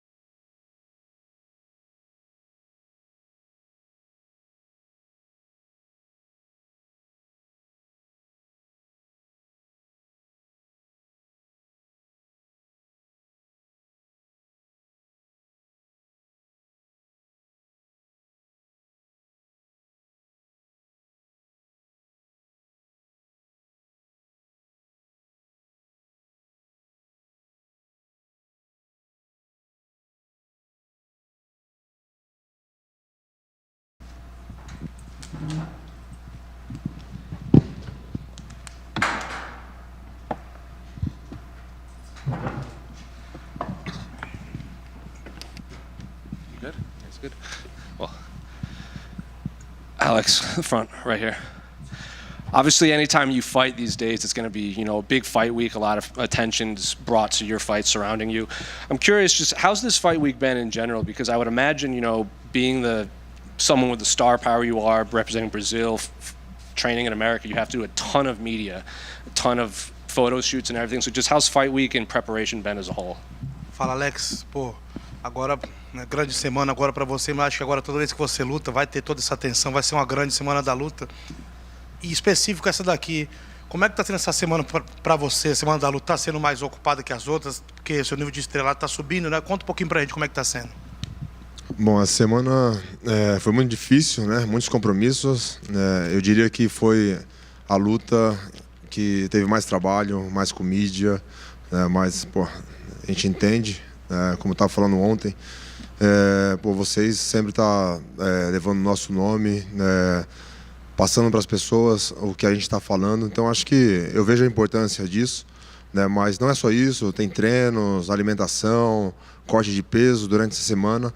É um pouco puxado, mas esse é meu trabalho, eu escolhi isso. It's been one of the longest fight weeks due to media, but we know this is necessary. You guys are always putting your name out there. You know what I mean? It's been a busy fight week, plus trains and everything, but I'm ready for this. I asked Ankalaev this when he was in here, if he felt like you could be the biggest star in the promotion right now, considering, a lot of people, it was like you, Sean O'Malley, Israel Adesanya, but they're coming off losses, and some people say you're the face of this organization. We've saw you in Australia, and fans come up to you doing your walk. You were handing out money and watches, walking around the street, doing seminars all over the world. Do you feel like you're the most popular and maybe the face of this promotion, or is that something you just don't think about? Ele até perguntou semana mais cedo para os outros que talvez se você fosse o rosto do UFC hoje, né? Porque tem outros atletas, tem o Sean O'Malley, tem outros, mas estão vindo de derrota. Você sente que hoje você é a cara do UFC? Bom, eu acho que sim, né? Eu sou um lutador bem ativo, né? Ano passado foi um ano de grande sucesso, né? Então acho que meu nome está sendo mais falado, eu estou aparecendo mais, com bons resultados, então eu acredito que sim. I believe so. I had a busy year last year with great success. You know what I mean? So I just keep doing this work, but I believe so.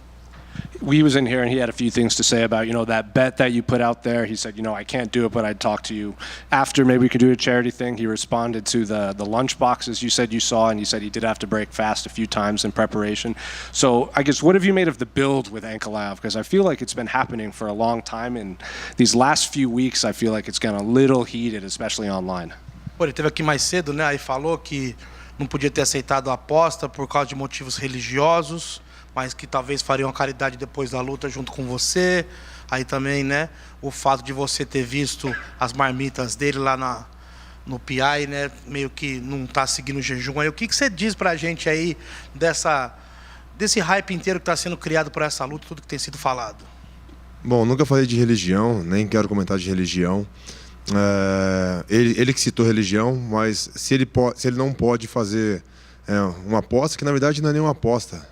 Diferente de eu colocar o dinheiro no bolso ou ele colocar o dinheiro no bolso. A gente está falando algo para ajudar outras pessoas. Então ele coloca a religião no meio, né? Mas para falar o que ele falou na rede social, para todo mundo ver, né? Falando do alcoolismo, no meu caso ali, da onde eu saí, né? E graças a Deus eu me libertei, né? Campeão da vida, eu diria.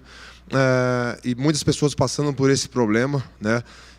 A pessoa diretamente, e não só a pessoa, mas as famílias sofrendo e a pessoa fazer brincadeira. Então eu não entendo quando ele fala de religião, o que pode e o que não pode. Não estou aqui para falar de religião, respeito todas as religiões, fique bem claro. Well, first of all, I'm not here to talk about religion. Whatever religion I respect, I have a lot of respect for that.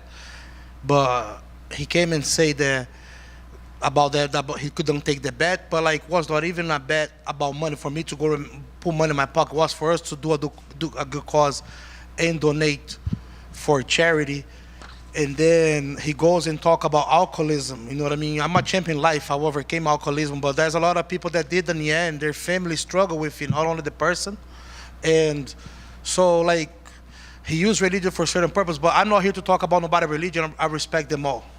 Do you think, I know it's a sore subject between the both of you, but do you think just in the interest of the fans that maybe they're more interested or intrigued in this fight specifically than any of your other fights because of the build-up and because of the skill set and the style that he brings in? It's something that maybe we haven't seen you face before. Você acha que isso aqui é uma luta que os fãs estão querendo ver, que fora tudo que está sendo falado, esse hype que criou, mas também o estilo de luta dele sendo algo que eles não viram contra você ainda? Bom, eu acho que é empolgante para todo mundo. Se eu estivesse no lugar de todo mundo, dos fãs, eu iria gostar dessa luta, porque teoricamente um strike e um grappling. Então eu acho que, eu gostaria de ver muito essa luta e eu vou gostar muito de fazer essa luta. Well, absolutely. If I was in the fan position, that I could watch this fight, because basically, theoretically, is a strike and a grappler. So if I was a fan, I would actually want to watch that fight. It has a fight. I want to fight that fight. Last one for me. Is part of you hoping he tries to take you down so you can showcase your skills on the ground? Você está esperando que ele venha tentar te colocar para baixo para você poder mostrar suas habilidades no chão? Bom, estou esperando tudo, né? A gente está falando de outro adversário completo, né? A gente já viu algumas coisas dele. Muitas pessoas falam do grappling, mas ele não mostra muito. Mas eu tô bem treinado. Muitas pessoas acham que eu comecei a treinar agora, mas desde quando eu entrei no UFC, eu venho me dedicando, não só na minha estreia no UFC, mas antes, quando eu cheguei em Connecticut para treinar junto com o Glover, o meu foco foi esse, o MMA, e fazer algo onde eu tenho deficiência. Então eu melhorei muito e eu estou muito preparado e pronto para mostrar o meu jogo. Well, when we talk about him as a complete fighter, not only a wrestler, I have skills everywhere, but I'm prepared too. Like, I've been training wrestling and grappling since before I joined the UFC. When I first came to Connecticut to Glover Teixeira, I came there to be an MMA fighter, and I'm ready for this. You know, Alex, he's been tweeting a lot in the lead up to this fight, and there's some people who say it's not actually him tweeting, it's someone else tweeting for him. But in your mind, if you allow those statements to go out on your Twitter account, is it the same as saying them yourself? Pô, a gente tá vendo muita atividade dele no Twitter, né? Muita gente falando que não é ele falando, é alguém falando. No seu lugar, você deixaria esses tweets estar saindo da sua conta? Se tivesse saído esses tweets, você não escrever, mas sair do seu nome, você queria dizer também que é você falando? Bom, sinceramente, unicamente mexo nas minhas redes sociais, então eu sou responsável por tudo. E se eu deixo alguém tomando conta ou uma empresa, eu vou ser responsável por isso. Esse é meu nome. Well, me myself, I'm responsible for all my social medias, but if I let somebody do, I'm responsible for it. It's my name. So when he tweets things like, I never want to hurt someone in my life as much as I want to hurt you, you have to take that as a personal insult from him, right? Because even if it's him or not, he's still allowing someone representing him to say that. Então, por exemplo, quando ele fala que ele nunca quis machucar tanto uma pessoa igual ele quer machucar você, por mais que às vezes pode não ser ele, é ele falando. Então você leva pro pessoal como se tivesse sido ele que tivesse falado. Não, com certeza, né? Para mim é ele que está falando. Não importa quem seja, mas para mim é ele que está falando. Então ele vai ter que fazer bonito, porque se não fizer bonito, chama. Well, absolutely, you know what I mean? Like, if it's him saying or not, taking like if it's him. So he better do good on this, because I think if he do bad, chama.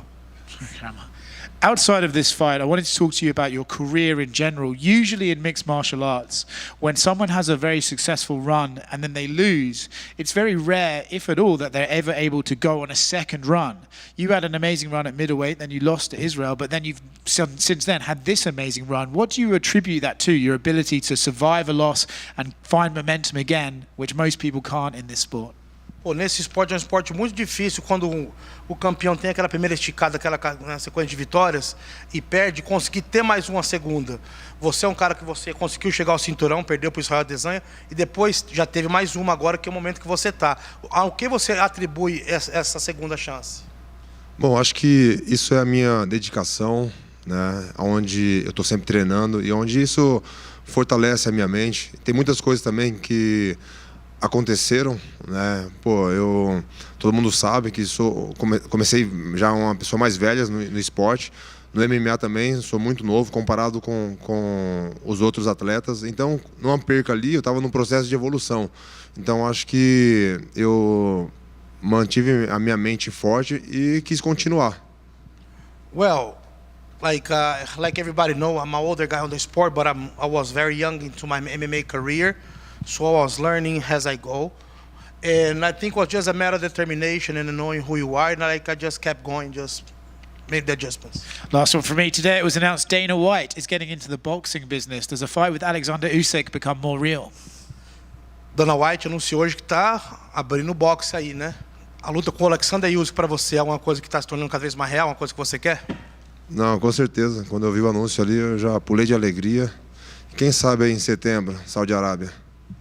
Absolutely, man. I was hyped. I was happy when I heard the news. Who knows? September, Saudi Arabia.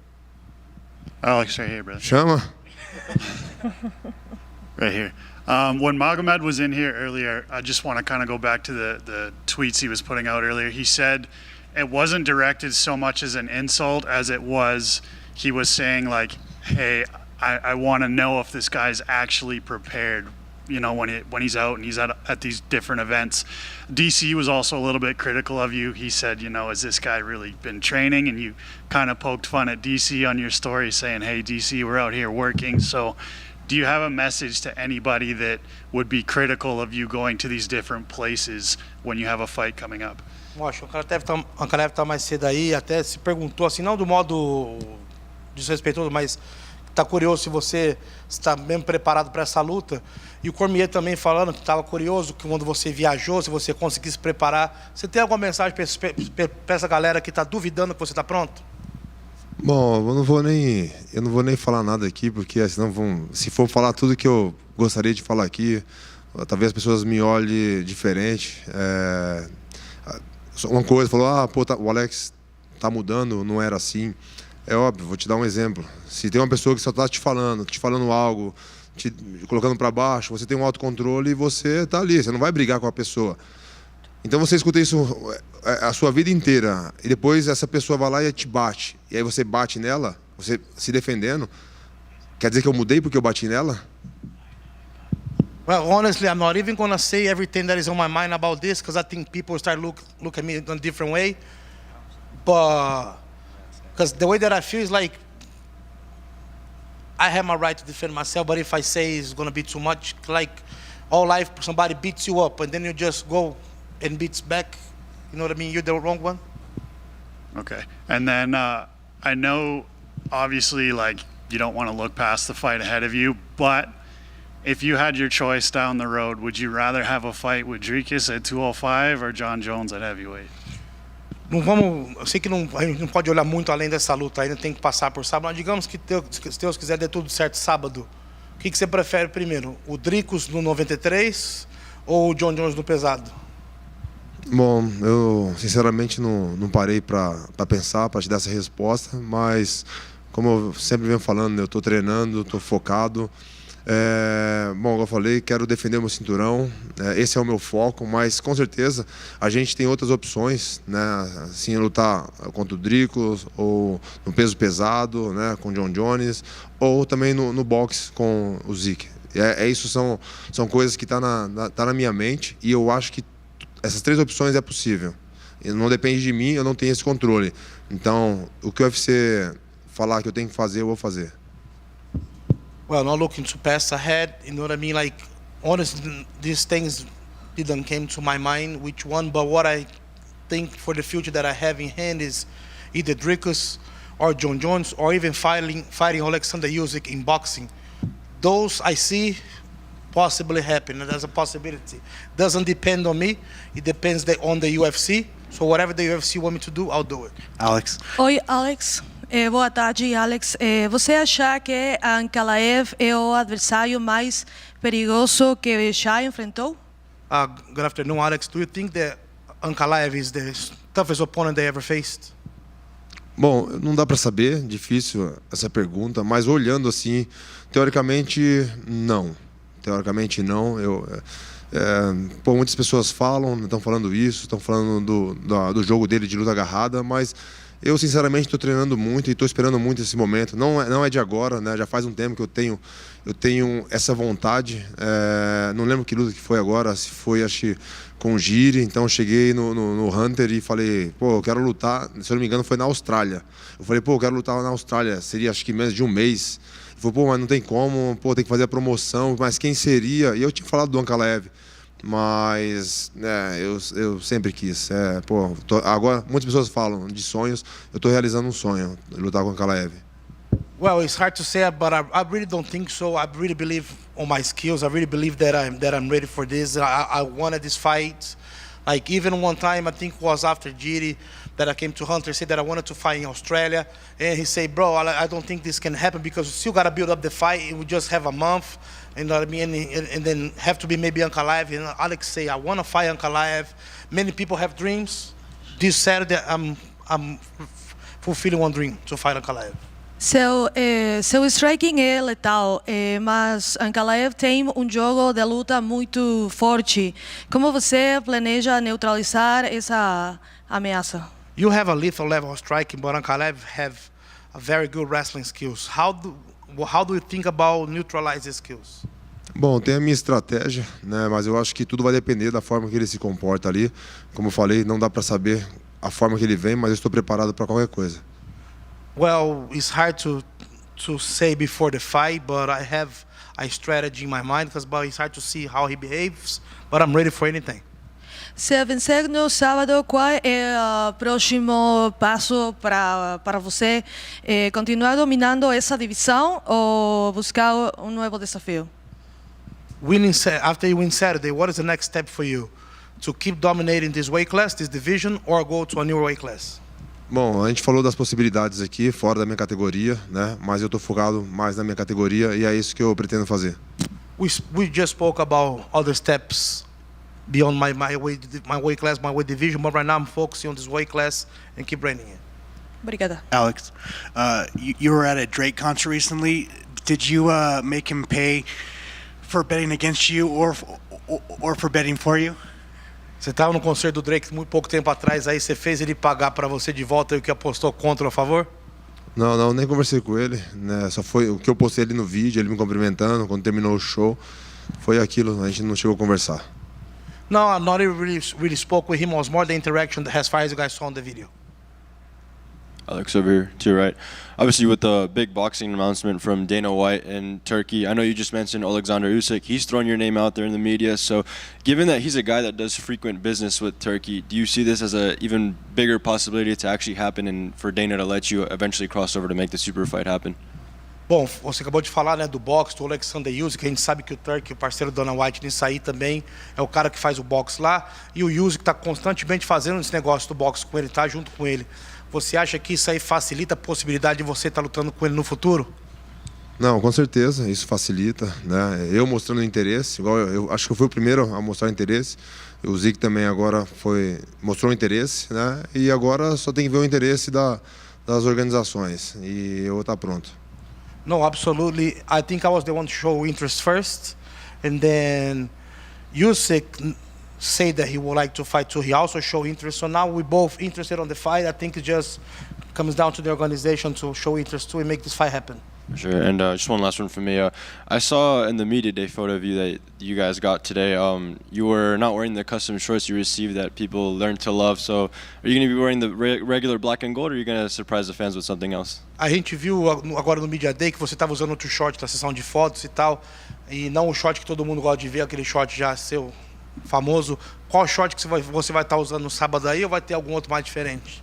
Não, vai ser o mesmo short, né, das últimas lutas, se não me engano, do UFC 300. Vai ser esse, eu gosto dele. No, it's going to be the same UFC 300 short. Alex, do you think a fight between you and Usyk would be bigger than the fight between Conor and Floyd Mayweather? Você acha que uma luta sua com o Usyk vai ser maior do que quando foi o Conor com o Floyd Mayweather? Sinceramente, eu não sei, é difícil responder. Pô, a gente sabe da popularidade dos dois, né? E, pô, eu tô vindo aí, tô no mesmo caminho, tô chegando, mas ainda acho que eu tô um passinho atrás lá em questão de mídia, então não sei como que vai ser. Well, I don't know. I cannot tell yet. We both know the level of popularity that those both guys have. I think maybe a little step behind on media, yeah, but let's see how it goes. Alex, do you feel you can tell when an opponent is intimidated when you look into his eyes?